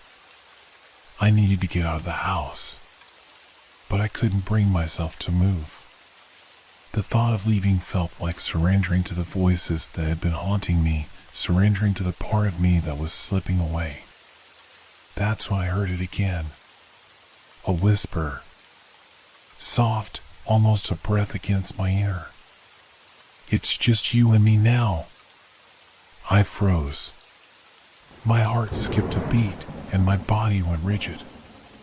The voice was mine, but it wasn't. It came from behind me, but when I turned around, no one was there. I stumbled back, my head spinning. This wasn't possible. I couldn't be hearing my own voice behind me, right? It had to be something else, something unnatural. I rushed to the living room, the door creaking as I pushed it open. My heart pounded in my chest. The room was empty. No shadows. No figures sitting in the dark. But the whispers were there again, louder this time, swirling around me like 1,000 voices pressing in from every corner. Come closer. It wasn't a question, it was an order. I didn't want to move. Every instinct in my body screamed at me to run, to leave, to get as far away from this place as possible. But my legs wouldn't obey. I stepped forward, as if the house itself were pulling me in. The whispers surrounded me, a cacophony of my own voice, 1,000 versions of me, all speaking in perfect unison. My reflection, my voice, everything I thought was mine, felt like it was slipping away from me, slipping into the dark. Then, just as I reached the center of the room, the voices stopped. The silence that followed was suffocating. My breath was the only sound I could hear, shallow and quick, as if my lungs were struggling to keep up with the panic that was rising inside me. And that's when I saw it. In the far corner of the room, near the window, something shifted. Something moved. A shadow. But this time, it wasn't just a shadow. It was a figure. Tall, unnaturally still, standing in the corner. I wanted to scream. I wanted to run. But my body wouldn't listen. The figure stepped forward, and the dim light from the street lamp outside revealed its face. It was mine. Or at least, it looked like me. But its eyes, they were wrong. Hollow. Empty. A black void that stared into me with an intensity one couldn't describe. I couldn't move. My legs wouldn't function, my arms stiff at my sides. The figure, my own reflection, yet not mine, took a step closer. The closer it came, the more I felt myself fading, my identity slipping away, as though I were the shadow and it was the person who had once been me. I'm you. The voice was mine, but twisted, distorted, and it echoed in my mind, in my soul. I wanted to run, but I couldn't move. And then it reached out, a hand, my own hand, reaching for me. I wasn't sure if I was awake or trapped in some nightmare. But I knew one thing. I wasn't alone. Not anymore. The hand, my own hand, reached out toward me with a slow, deliberate motion. Every instinct in my body screamed at me to move, to run, but I couldn't. My feet were frozen to the floor, my limbs as heavy as lead. The figure that looked like me stood inches away, and I could feel its presence in every part of my body. The air had grown thick, charged with something I couldn't understand. It felt like the house itself was holding its breath. I could feel my heart thundering in my chest, each beat louder than the last. My pulse raced, yet I was utterly still. There was no escaping this, whatever this was.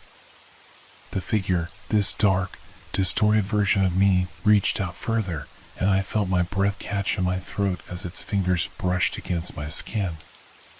A cold, unnatural chill shot through my body, and I couldn't stop the tremor that ran through me. "I've been waiting for you," the thing, myself, whispered, its voice softer now, almost soothing, like a lullaby that promised nothing good. I couldn't look away from its eyes. They were hollow, like empty voids that consumed everything they touched, and yet they reflected something in me that I was terrified to see. My own fear. My own confusion. The reflection of a mind unraveling. "Why are you doing this?" I choked out, my voice barely a whisper. But the figure didn't answer.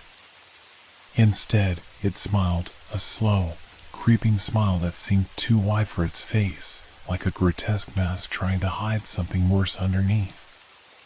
"I don't need to explain. You already know." I wanted to scream. I wanted to shout. But no sound came from my mouth. The words, the terror that raged inside me, were trapped, smothered beneath the weight of my disbelief. The figure, me, took a step back, and as it moved, the shadows in the room shifted with it, elongating unnaturally, twisting in ways they shouldn't. I could feel my eyes darting around the room, desperately searching for anything that would bring me back to reality, but everything felt wrong. The walls seemed to pulse with a low hum, the floor creaking beneath me as though the house itself were alive, breathing with me. Then, just as quickly as it had come, the figure stopped moving. It was still, its eyes locked onto mine, and for the first time, I noticed the faint outline of something darker, something more sinister moving behind it. The shadows didn't just move, they followed. They were alive, sentient, spreading across the room like smoke, closing in on me. "You'll be me, too," the figure said, its voice now almost too soft to hear, as if it were whispering directly into my mind. "You've always been. And soon, you will join me. You'll become a part of us. A part of everything." The words sent a shockwave through me. I tried to back away, but the shadows followed, trapping me in the center of the room. The walls seemed to grow tighter, the air thinner, and the temperature dropped so quickly I could see my breath in front of me. The whispers returned, louder now, as if 1,000 voices were all speaking at once. They weren't just around me, they were inside me, crawling through my mind, feeding off my panic. I couldn't escape them. I couldn't breathe. "Stop," I gasped, my voice shaking. "Please, stop." But the figure only smiled again, its expression widening unnaturally. The shadows were moving faster now, as though they were no longer content with just watching, they were acting. They were closing in on me, and with each inch they moved, I felt myself slip further away from reality, further from who I thought I was. "You are nothing without me," it whispered. "We are one. We always have been." And then, I felt it. The cold grip of something wrapping around my chest, pulling me deeper into the darkness. My thoughts started to splinter, fragments of memories and images swirling together into an incoherent mess. I saw myself. No, it saw me, as if I were a shadow on the wall, a reflection of someone who no longer existed. I could feel my identity slip away, the person I thought I was fading into the darkness with every breath. But just before I completely lost myself, a single thought surged through my mind. I was me. I had to be. I clenched my fists, desperate to hold on to whatever sense of self remained. I wasn't going to let this thing take me. Not without a fight. I took a deep breath, forcing myself to focus on the sensation of my feet on the floor, the feel of the rough carpet beneath my toes. I needed to break free. I needed to move. I swung my arm forward, knocking into the figure. It stumbled back, its smile faltering for the first time. And in that moment of weakness, I seized the opportunity. I turned and ran.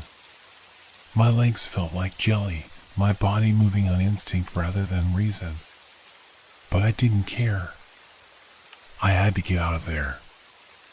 I bolted through the hallway, my heart pounding, the sound of my footsteps echoing in the otherwise silent house. I reached the front door, hands trembling as I fumbled with the lock.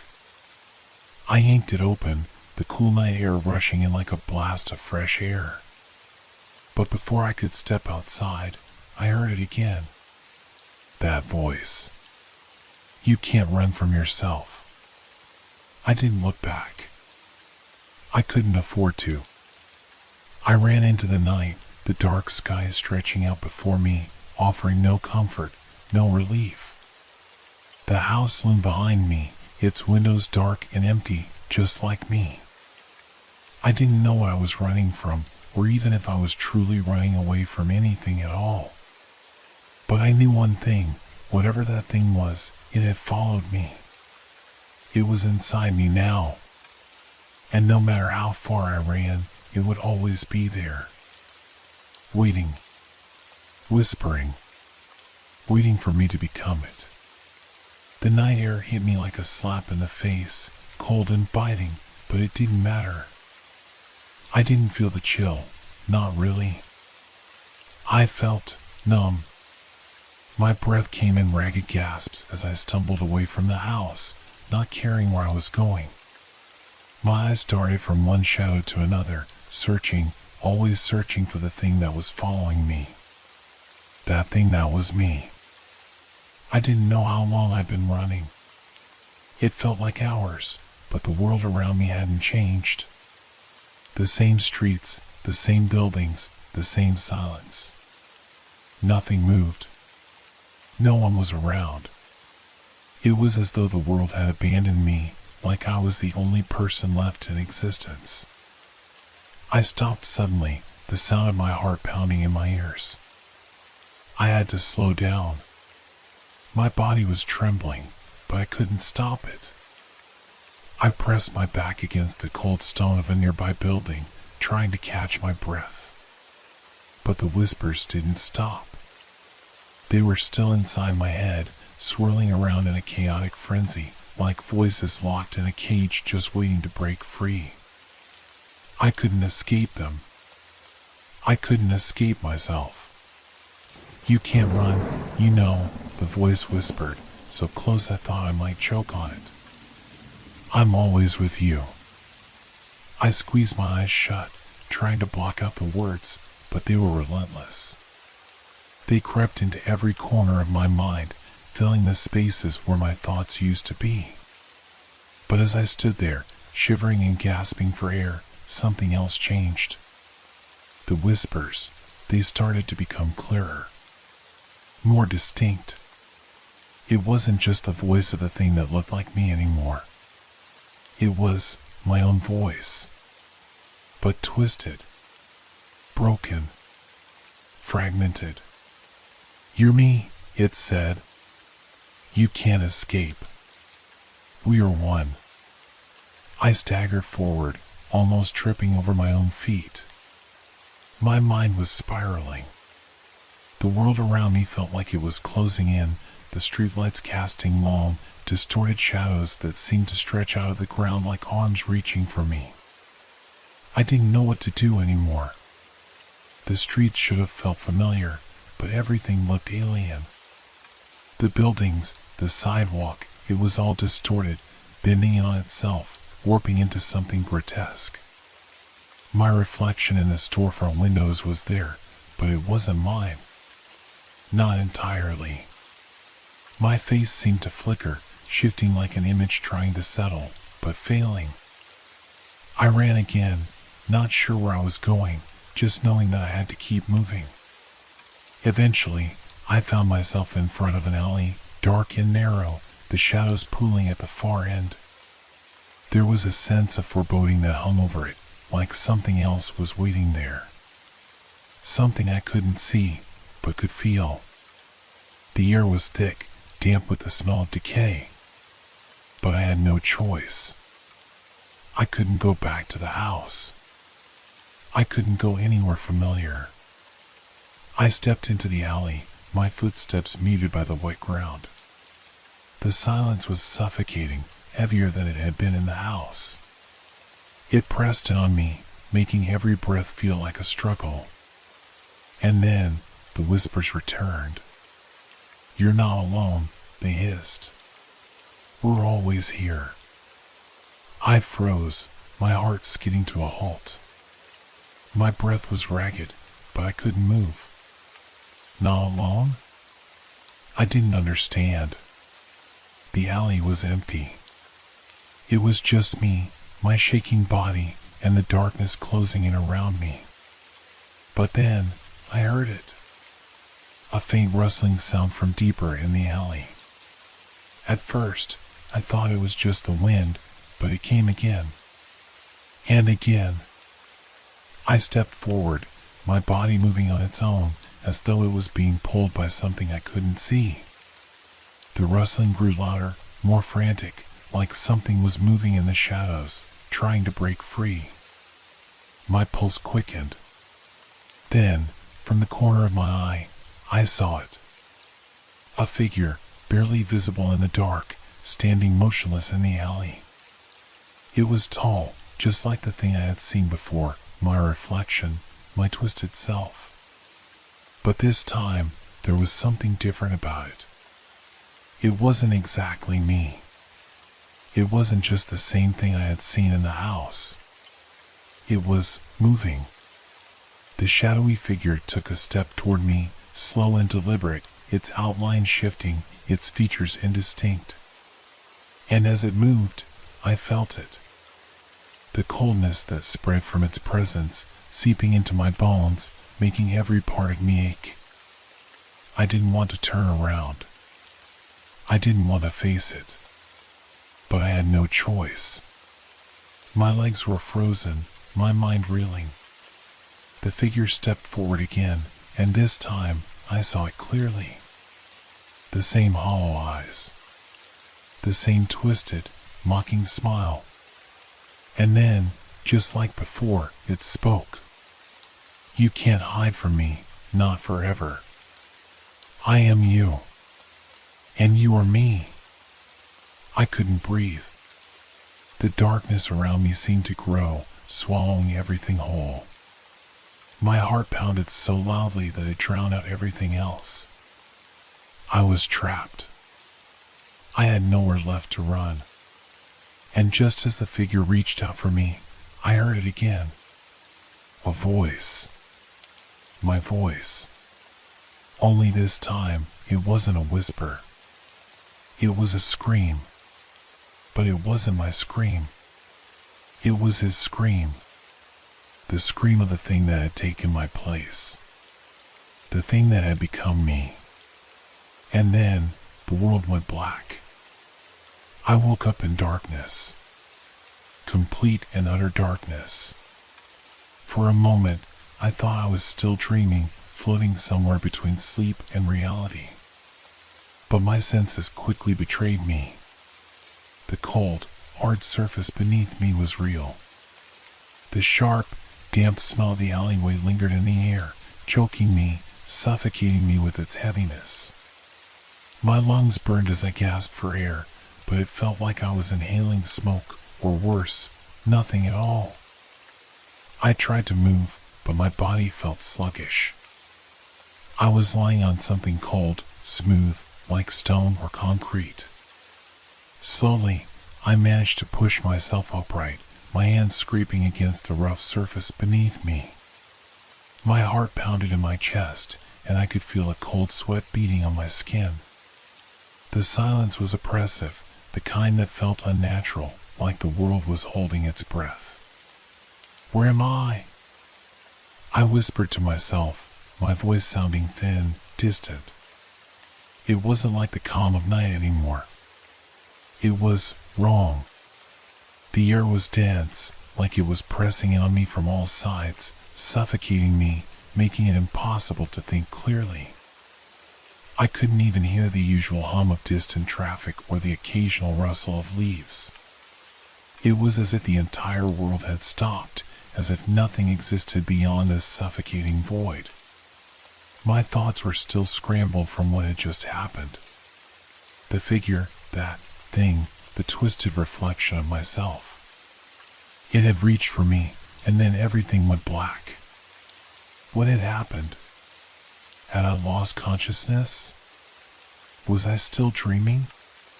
But no! This was real. The stone under my fingers felt too real. The cold air against my skin felt too real. I wasn't in the alley anymore. I forced myself to stand, my legs trembling beneath me, unsure if they would hold my weight. I wasn't sure where I was, but I had to get out. The air seemed to grow thicker with every second, every breath. And then, a sound. The faintest scratching noise. I froze, my heart skipping a beat.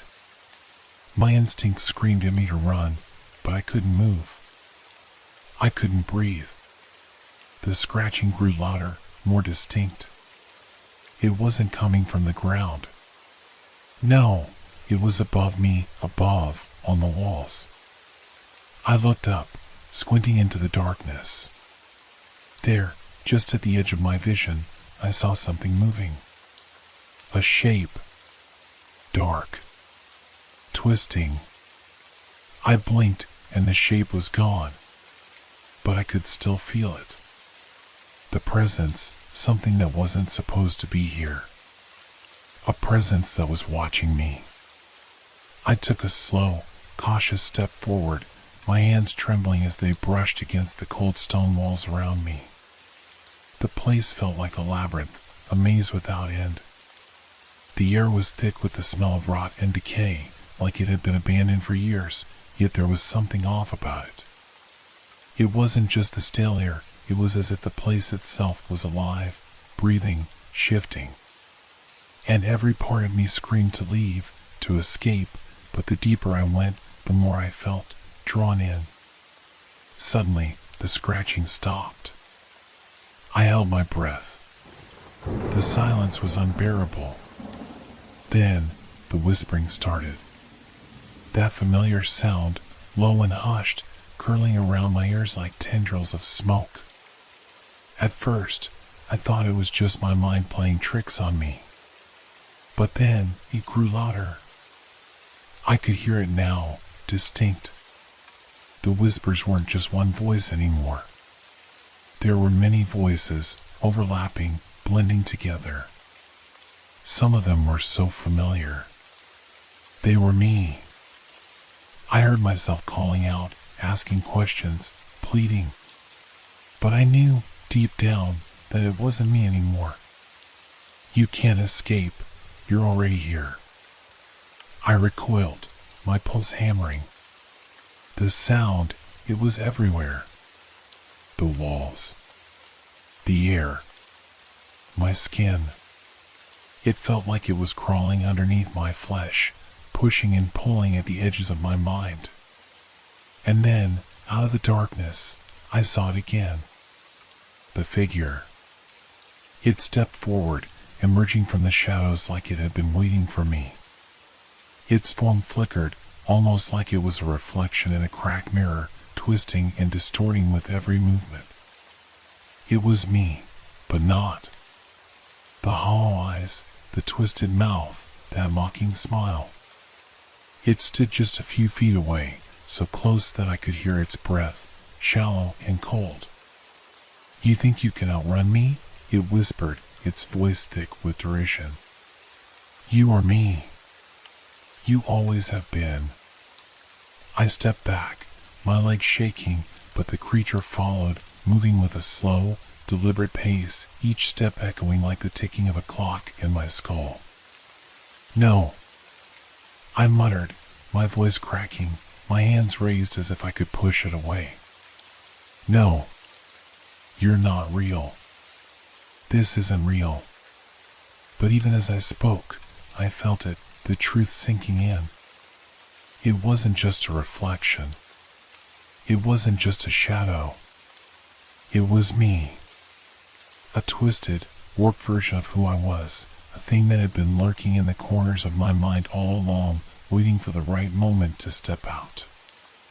You can't deny it, it said softly, almost lovingly. You are me. You can't escape your own shadow. And then, without warning, the figure lunged forward. I didn't have time to react. It was on me in an instant, its hands, no, my hands, clutching at my shoulders, pulling me down to the cold floor. My breath caught in my throat as I struggled, but it was no use. The creature's grip was too strong. You will never escape, it hissed. I opened my mouth to scream, but nothing came out. The world around me seemed to collapse, like a tunnel narrowing, closing in on me from every side. My thoughts were hazy, a blur of panic and confusion. I couldn't think straight. This can't be happening. But as I stared into its eyes, I realized it was. And I had nowhere left to run.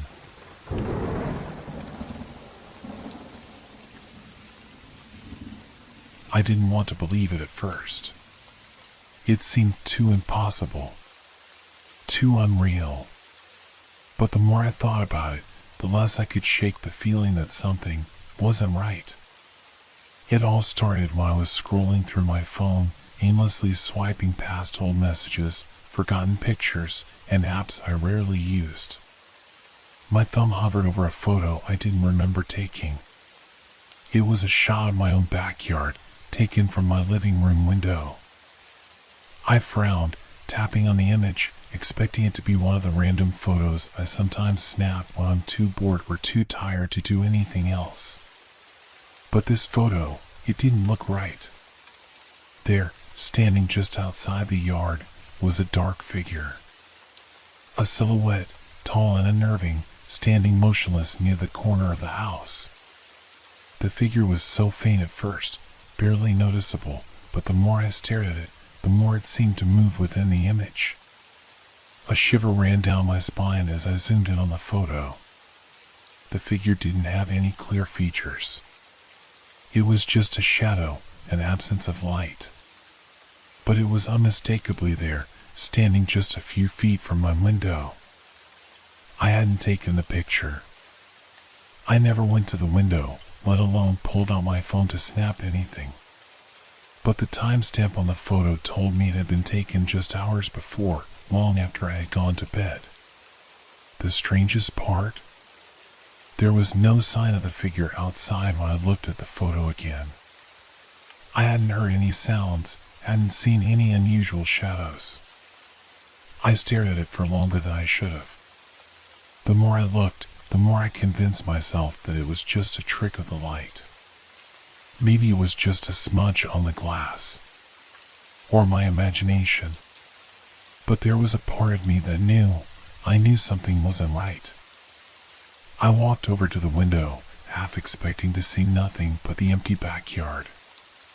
The air felt thick, heavy, like the world was holding its breath. I cautiously pulled back the curtain, scanning the yard with a sharp eye. But the space was empty, as quiet and still as it had been for hours. No figure. No shadow. Nothing. My pulse was still racing as I turned back to the photo. I zoomed in again, examining it, looking for anything that could explain what I had seen. Maybe the phone was malfunctioning. Maybe it was a glitch, some weird artifact from the camera. But when I looked closer, my heart skipped a beat. In the background, the faintest outline of a figure was visible again, more distinct now. It was there, even though I hadn't seen it with my own eyes. I shook my head, trying to dismiss the thought. It had to be a coincidence. But deep down, I knew it wasn't. Something was happening, something I couldn't explain. Something that was beyond just strange. I dropped my phone onto the couch and paced around the living room, trying to clear my mind. Maybe it was nothing, just a product of too much stress, too much isolation. But it felt wrong. A creeping sensation crawled up my spine, gnawing at my every thought. I looked over at the clock. Almost midnight. A gust of wind rattled the window, making the curtain twitch as if something had brushed against it. I stopped dead in my tracks, listening. The house was silent, eerily so. I glanced toward the phone again, and it took everything in me not to reach for it. But I couldn't help myself. My fingers shook as I grabbed it once more, pulled up the image. There, in the photo again, was the figure. But this time, it seemed closer. Almost too close. I wasn't imagining it. I rushed back to the window, heart pounding. The wind had stopped, and the air had turned cold. The world outside felt impossibly dark, too dark, like the night itself was pressing in, suffocating everything in its path. I opened the window and leaned out, trying to peer into the darkness, but there was nothing. No one standing there. The yard stretched out before me, empty. A few trees swayed lightly in the breeze, and the faint glow from the streetlights barely illuminated the perimeter of the property. But there was something else. Something off. The shadows seemed to move. Just a flicker, a slight shift at the corner of my vision. I backed away from the window quickly, my hands cold and trembling. I wanted to shake off the feeling, convince myself that it was just my mind playing tricks on me. But when I looked back at my phone, the image had changed. The figure in the photo had shifted. Now, it wasn't just standing by the house, it was staring directly at the window. It was looking at me. A chill ran down my spine as my breath caught in my throat. This wasn't possible. I turned, rushed toward the door, but something stopped me. The house felt too quiet. It felt wrong. The hair on the back of my neck stood up, and the silence became deafening, suffocating. I turned back to the window, forcing myself to face whatever it was that had been standing there. I had to know. But as I peered through the glass again, the figure was gone. The yard was empty. I turned my attention back to the phone, and the photo was now completely blank. There was nothing. I stood frozen in the middle of the living room, my breath shallow, my heart pounding in my chest. My phone still clutched tightly in my hand, its screen now completely blank, no figure, no eerie shadow. Just an empty void where something had been only moments before. It felt like the world had shifted. The air around me seemed thicker now, pressing in with an unnatural weight, and the silence, the silence, was louder than any noise. My mind raced, trying to make sense of what was happening. I kept telling myself it was just a glitch, a trick of the light, something explainable. But deep down, I knew that wasn't true. I couldn't shake the image. The shadow, it had been there. I'd seen it with my own eyes. But now, there was nothing. No trace of it. Not outside. Not on my phone. Just the unsettling sense that something had been watching me. I walked back to the window, my feet heavy with hesitation. The house creaked beneath me, a reminder that it was old, that it had its quirks. The floorboards groaned under my weight as I reached the window and looked out again. The backyard was as still as before. The trees swayed gently in the wind, casting long, thin shadows that stretched across the grass. There was no one there. No dark figure standing by the house. I took a deep breath, trying to calm myself, but it didn't work. I needed to know what was happening. I couldn't just let it go. I grabbed my coat and headed outside. The night air was cold, biting at my skin as I stepped onto the porch. My breath came out in visible puffs, hanging in the air like smoke.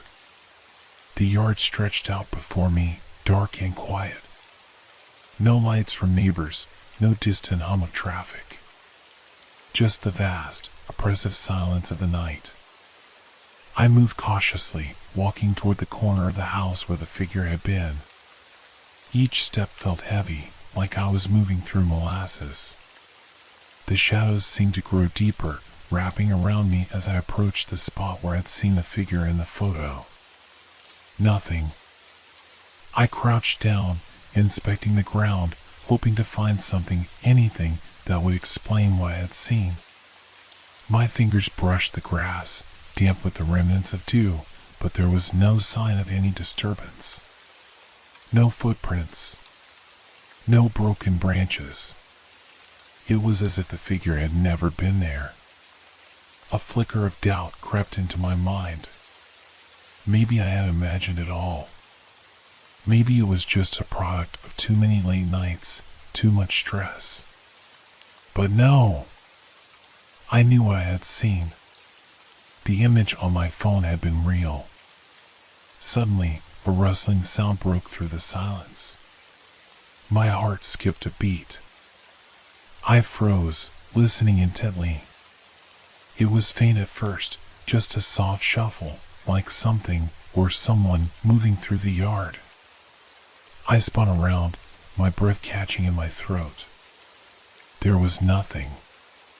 The wind picked up, rustling the leaves in the trees, and for a moment I felt a chill that had nothing to do with the weather. Something was wrong. The hair on the back of my neck stood on end as I glanced around, feeling the weight of the darkness pressing in from all sides. I looked back at the house. The lights in the windows seemed darker, more oppressive than before. My mind raced with possibilities, rational ones, irrational ones. What was going on? What was I missing? Just then, the hairs on my arms prickled as I heard it again, this time louder, closer. The soft sound of footsteps. I turned sharply, scanning the yard. The shadows seemed to move, flickering just beyond the reach of the porch light. My pulse quickened, and I took a step back toward the door, my hand trembling on the handle. Then, I saw it. In the far corner of the yard, just at the edge of the trees, a shape moved. It wasn't much, just a blur, a shadow. But it was there. And it was too close. I froze, my breath catching in my throat. It was the same figure. The same shadow I had seen in the photo. But this time, it wasn't on my phone. It was real.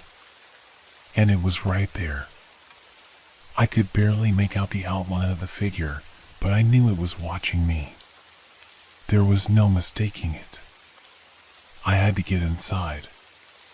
I rushed back to the door, my pulse racing, my hands fumbling with the handle. The sound of footsteps behind me grew louder, closer. I could feel the presence, something was following me, getting nearer with every breath. I slammed the door shut and locked it. My heart was pounding in my chest as I leaned against the door, trying to catch my breath. For a moment, everything was silent again. The house felt suffocating, like the walls were closing in around me. I didn't move. I didn't breathe. Then I heard it. A faint tapping at the window. I turned slowly, my gaze fixed on the glass. The tapping came again, soft, almost tentative, like someone was testing the window to see if I was still inside. I backed away from the door, my hands shaking. The tapping continued, rhythmic, deliberate. And then I saw it. The shadow. There, just outside the window, standing in the same spot from the photo. The figure was no longer just a silhouette. It had form, a shape, and it was staring at me. I couldn't make out its face, if it had one, but I felt its eyes on me, felt the cold, empty gaze burning through the glass. I stumbled backward, falling to the floor as I scrambled to make sense of what was happening. I wanted to scream, to run, but my body was frozen, paralyzed by the sight. The tapping stopped. And then I heard something else. A voice. Low. Whispers. It was coming from the window, from the figure outside. You knew I was here. The words sent a jolt through me, and in that moment, I knew this wasn't just a glitch. This wasn't just a trick of the mind. Something had been waiting for me. Something had been watching me. And I had no idea what it wanted. The room felt too small now. The walls seemed to close in, and the silence was suffocating, thick like fog. My hands trembled as I pressed my back against the floor, struggling to catch my breath.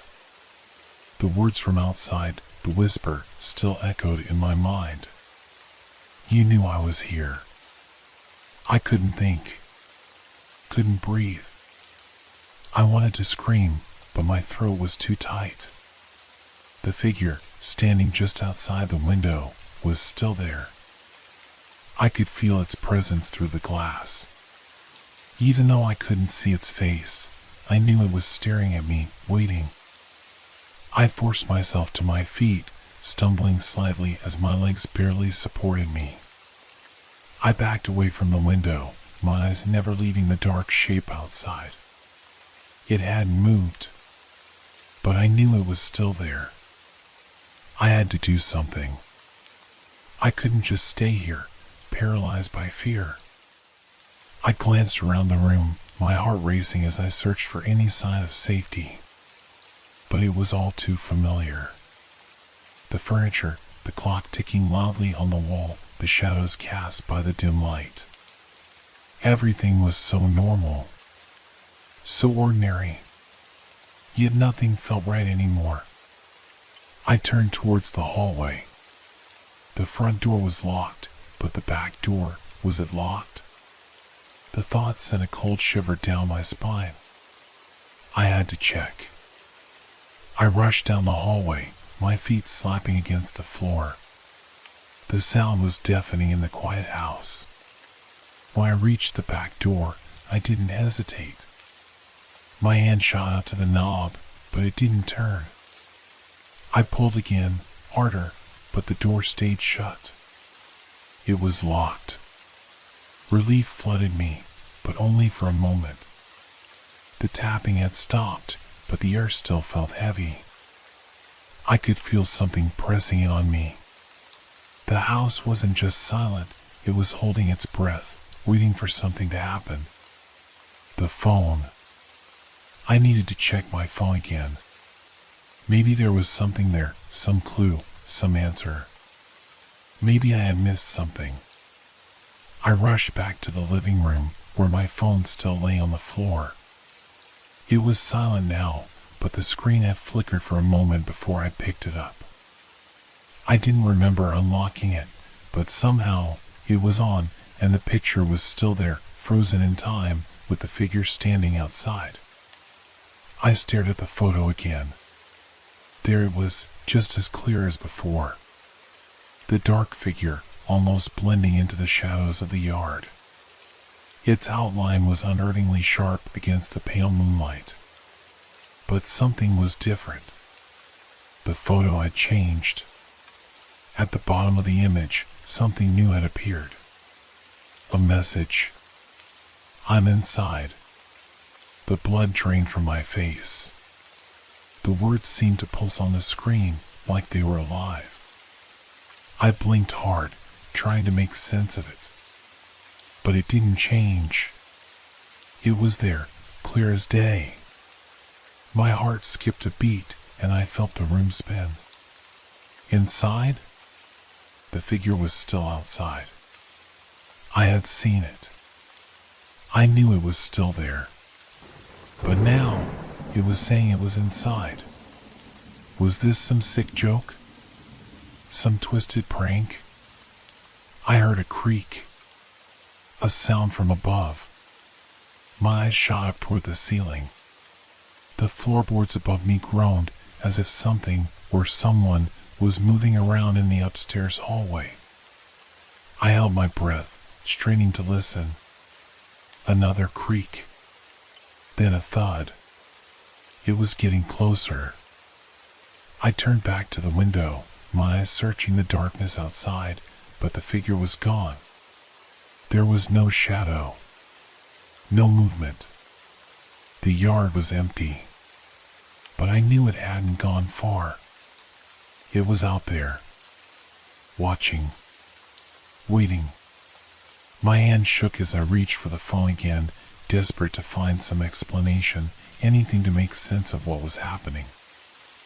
I scrolled through the photos, hoping the message had been some sort of glitch. But as I swiped through each image, my stomach dropped. All of them were the same.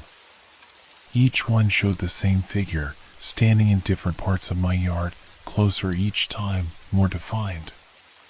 But the message, "I'm inside," was there in every single one, scrolling across the bottom as if it was following me. No, this couldn't be happening. I needed to get out of here. I needed to leave. I stood up, my legs unsteady as I glanced around. The front door was the only way out now, but the thought of going through it, the figure, what if it was waiting on the other side? What if it was already in the house, watching me, waiting for me to make a move? Suddenly, I heard another sound. This time, it came from behind me. A soft rustle. I spun around, my heart leaping into my throat. There, standing at the entrance to the living room, was the figure. It was here. Inside. I couldn't move. My body locked in place, unable to scream, unable to run. The figure was still a silhouette, but I could feel it, its presence, its gaze. It was closer now, almost in front of me. Its outline, so dark and unnatural, was more pronounced in the dim light. I couldn't make out its face. But I didn't need to. I could feel it. I could feel its eyes piercing through me. And then it spoke. You knew I was here. The words were slow, deliberate, and deep. A voice that didn't sound human, yet familiar in a way I couldn't describe. The air around me thickened, the walls seeming to close in, the temperature dropping. I took a shaky step back, but my legs felt like lead. The figure didn't move. It just stood there, watching me. You shouldn't have looked. The whisper echoed in my mind, louder now. The room was spinning, the edges of my vision blurring. I couldn't understand it. I couldn't understand what was happening, but I knew one thing. I was never alone. I couldn't breathe. The air had become thick, suffocating, and it felt as though every corner of the room was closing in on me. I could still hear the figure's voice, that cold, deep whisper echoing in my mind. You shouldn't have looked. It wasn't just a voice. It was a presence, an overwhelming force that filled the room. I wasn't alone. I never had been. My heart pounded in my chest, every beat feeling like a drum in the silence. The figure hadn't moved. It stood motionless, a shadow at the entrance, so still that for a brief moment I wondered if it was even real. But then its head tilted slightly, almost imperceptibly, and I could feel it staring at me. There was something about the way it moved, or rather, didn't move, that made the air feel colder. It wasn't like anything human. It was as if the figure was suspended between dimensions, tethered to this world in a way that shouldn't be possible. My hand instinctively reached for the phone. My fingers fumbled as I grabbed it, but the screen was cracked, lines running through it like fractures in glass. The photo was still there, the words still scrolling across the bottom, on inside. The figure in the photo, even though it had been outside moments ago, now appeared closer, as if it had been watching me through the lens. I couldn't tell anymore if the image was static or if the thing in the picture was moving. It couldn't be moving. It was just a photo, right? The silence was deafening. But then, the faintest of noises reached my ears. A shuffle of feet. A soft scraping sound, as though something was being dragged across the floor above me. The floorboards above creaked under the weight of something, or someone. My pulse quickened. I knew it wasn't me. I had checked. There was no one else here. The phone in my hand vibrated suddenly, sending a sharp shock through my body. I almost dropped it, but I held on. The screen flashed once, and I saw a new notification, new message. I hesitated. My finger hovered over the screen, almost afraid to open it. But I had to know. I had to understand what was happening. I tapped it. The message was short, direct, and left my blood running cold. You shouldn't be here. My stomach twisted. I looked back up at the figure, which had moved. It was closer now, just a few feet from me, its silhouette even darker than before. But its face, remained obscured by shadows. No matter how much I tried to focus, I couldn't make it out. I couldn't make it real. My phone buzzed again, and I jumped. This time, the screen glowed brighter than before. Another message. I didn't want to look, but I couldn't stop myself. I opened it. Look out the window. My eyes snapped toward the window. It was as if I had no control over my body. I didn't want to look, but my head turned as if it were guided by invisible strings.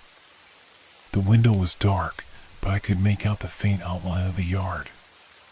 My pulse sped up again as I saw the figure standing there, just like before.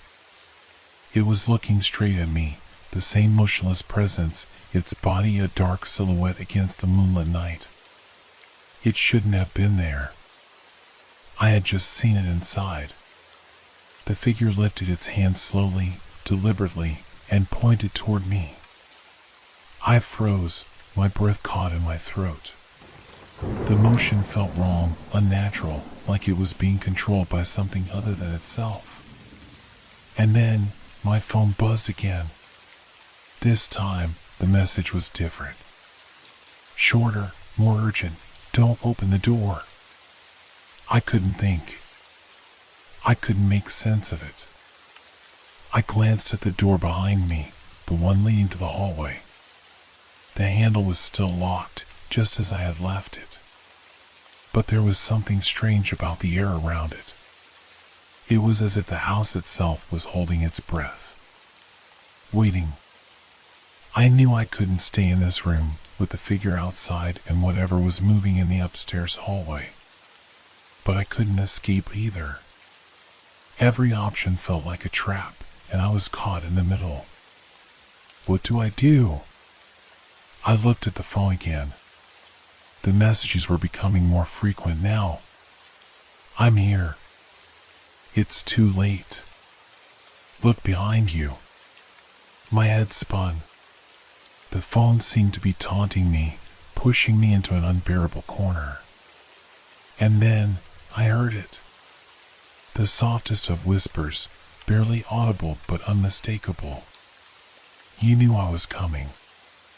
I spun around, my heart nearly leaping from my chest. The figure had moved closer, its shadow filling the doorway now. Its shape was more defined, its form becoming clearer by the second. But the face, still nothing. Just darkness.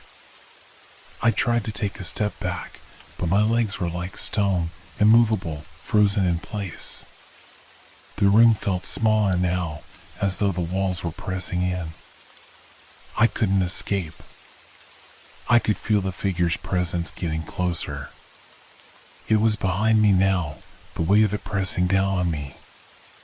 I had to do something.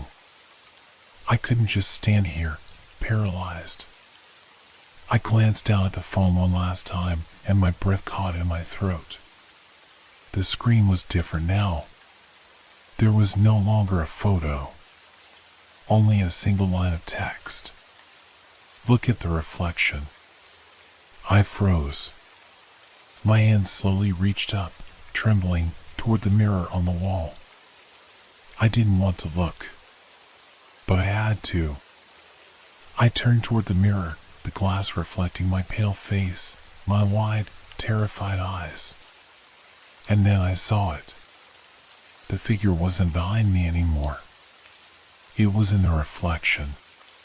But it wasn't just in the reflection. It was me.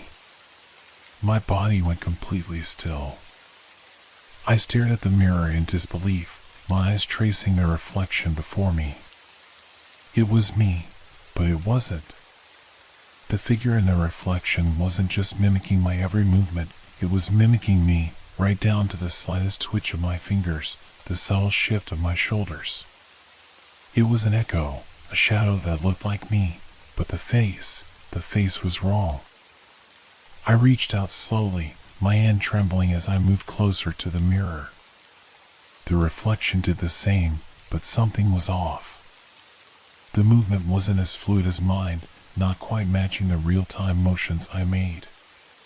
It felt delayed, like it wasn't entirely connected to me. It was as if the reflection existed in a world slightly out of sync with my own. I blinked, and for a split second, the reflection flickered, just a moment where the image seemed to distort, its edges becoming jagged, its form shifting unnaturally. I jerked my head away from the mirror. My breath quickened. My heart was hammering in my chest, and I could feel the sweat beginning to bead on my forehead. This couldn't be real. It just couldn't be. My rational mind fought against the fear, telling me it was just a trick, a distortion in the mirror, maybe a glitch in my vision, or the lighting playing tricks on me. But then the whisper came again. That same voice, like cold air brushing against my skin. I'm inside now. I spun around, my body stiff, as though the words had physically struck me. The figure was no longer outside the window. It was closer, much closer. Standing just behind me. I didn't turn around to confirm, but I could feel it. The air around me seemed to tighten, a pressure building in the room that made it harder to breathe. I couldn't move. My limbs felt heavy, paralyzed by fear. My phone, still gripped tightly in my hand, buzzed again. I didn't want to look at it, but I couldn't stop myself.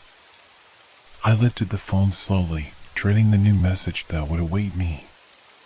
The screen lit up, and I saw a new message pop up, turn around. A chill ran through my spine. I didn't want to. I couldn't. But my body seemed to act on its own. My head turned, slowly, almost as if I were controlled by an unseen force. The figure in the reflection was gone. It wasn't standing behind me anymore. I had no idea when it had moved, but now, there it was, right in front of me. Right in front of the mirror. Staring straight at me. I could see its eyes now. They were dark, empty, like voids that swallowed all light, but they weren't just looking at me. They were looking into me. It was as if they could see right through me, peeling away every layer of my being, every thought I'd ever had. The air grew heavier, colder. I could feel its gaze weighing on me, pressing down on me like a physical force. The room began to spin, and I had to brace myself against the wall to stay upright. And then, from the corner of my eye, I saw something I couldn't ignore. A shadow, darker than the one before, began to stretch across the floor. It moved quickly, far faster than anything natural, skittering toward the door. It wasn't a human shape. No, this thing didn't belong in the world I knew. It was wrong. Its edges shimmered, flickered, as though it was part of the mirror itself, not real at all. The shadow reached the door in an instant. I heard the faintest click of the lock turning, and then the door slowly creaked open, inch by inch. The space behind it was dark, suffocating, an impenetrable blackness that seemed to go on forever. I took a step back, my eyes never leaving the door. My pulse was deafening in my ears. The figure was no longer in front of the mirror. It was gone, like it had never been there at all. I didn't dare look at the mirror again. I didn't want to see it. To see that thing that wasn't me. But I couldn't ignore the door. The blackness beyond it. It called to me, beckoned me. And I knew that, no matter how much I wanted to resist, I had no choice. I had to move. Every instinct told me to run. But I didn't. I stepped closer to the door, feeling the temperature drop as I neared it. My fingers shook violently as I reached for the doorknob. Click. The door opened, revealing nothing but thick darkness, the kind that seemed to swallow every ounce of light. There was no air in that room. No sound. Just that same suffocating presence that I had felt ever since the figure appeared.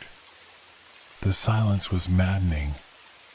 And then, out of the blackness, a figure stepped forward. Not a person. No, it wasn't human. It had the same eyes as the reflection. Those dark, empty voids that absorbed everything they saw. It tilted its head to the side, its motion unnatural, jerky, like something trying to move in a body that didn't belong to it. And then it spoke. It's too late for you. The voice was the same as the whisper I had heard before, but now it was clear. It wasn't coming from behind me. It was coming from within me. I felt my knees buckle beneath me, my body giving way to the overwhelming terror. I couldn't breathe. My head swam with dizziness, and the world spun faster than I could catch hold of. The last thing I saw before everything went black was the figure taking a step closer. Its eyes locked with mine. And then there was nothing but darkness.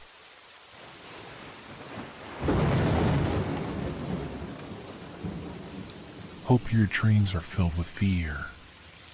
Good night.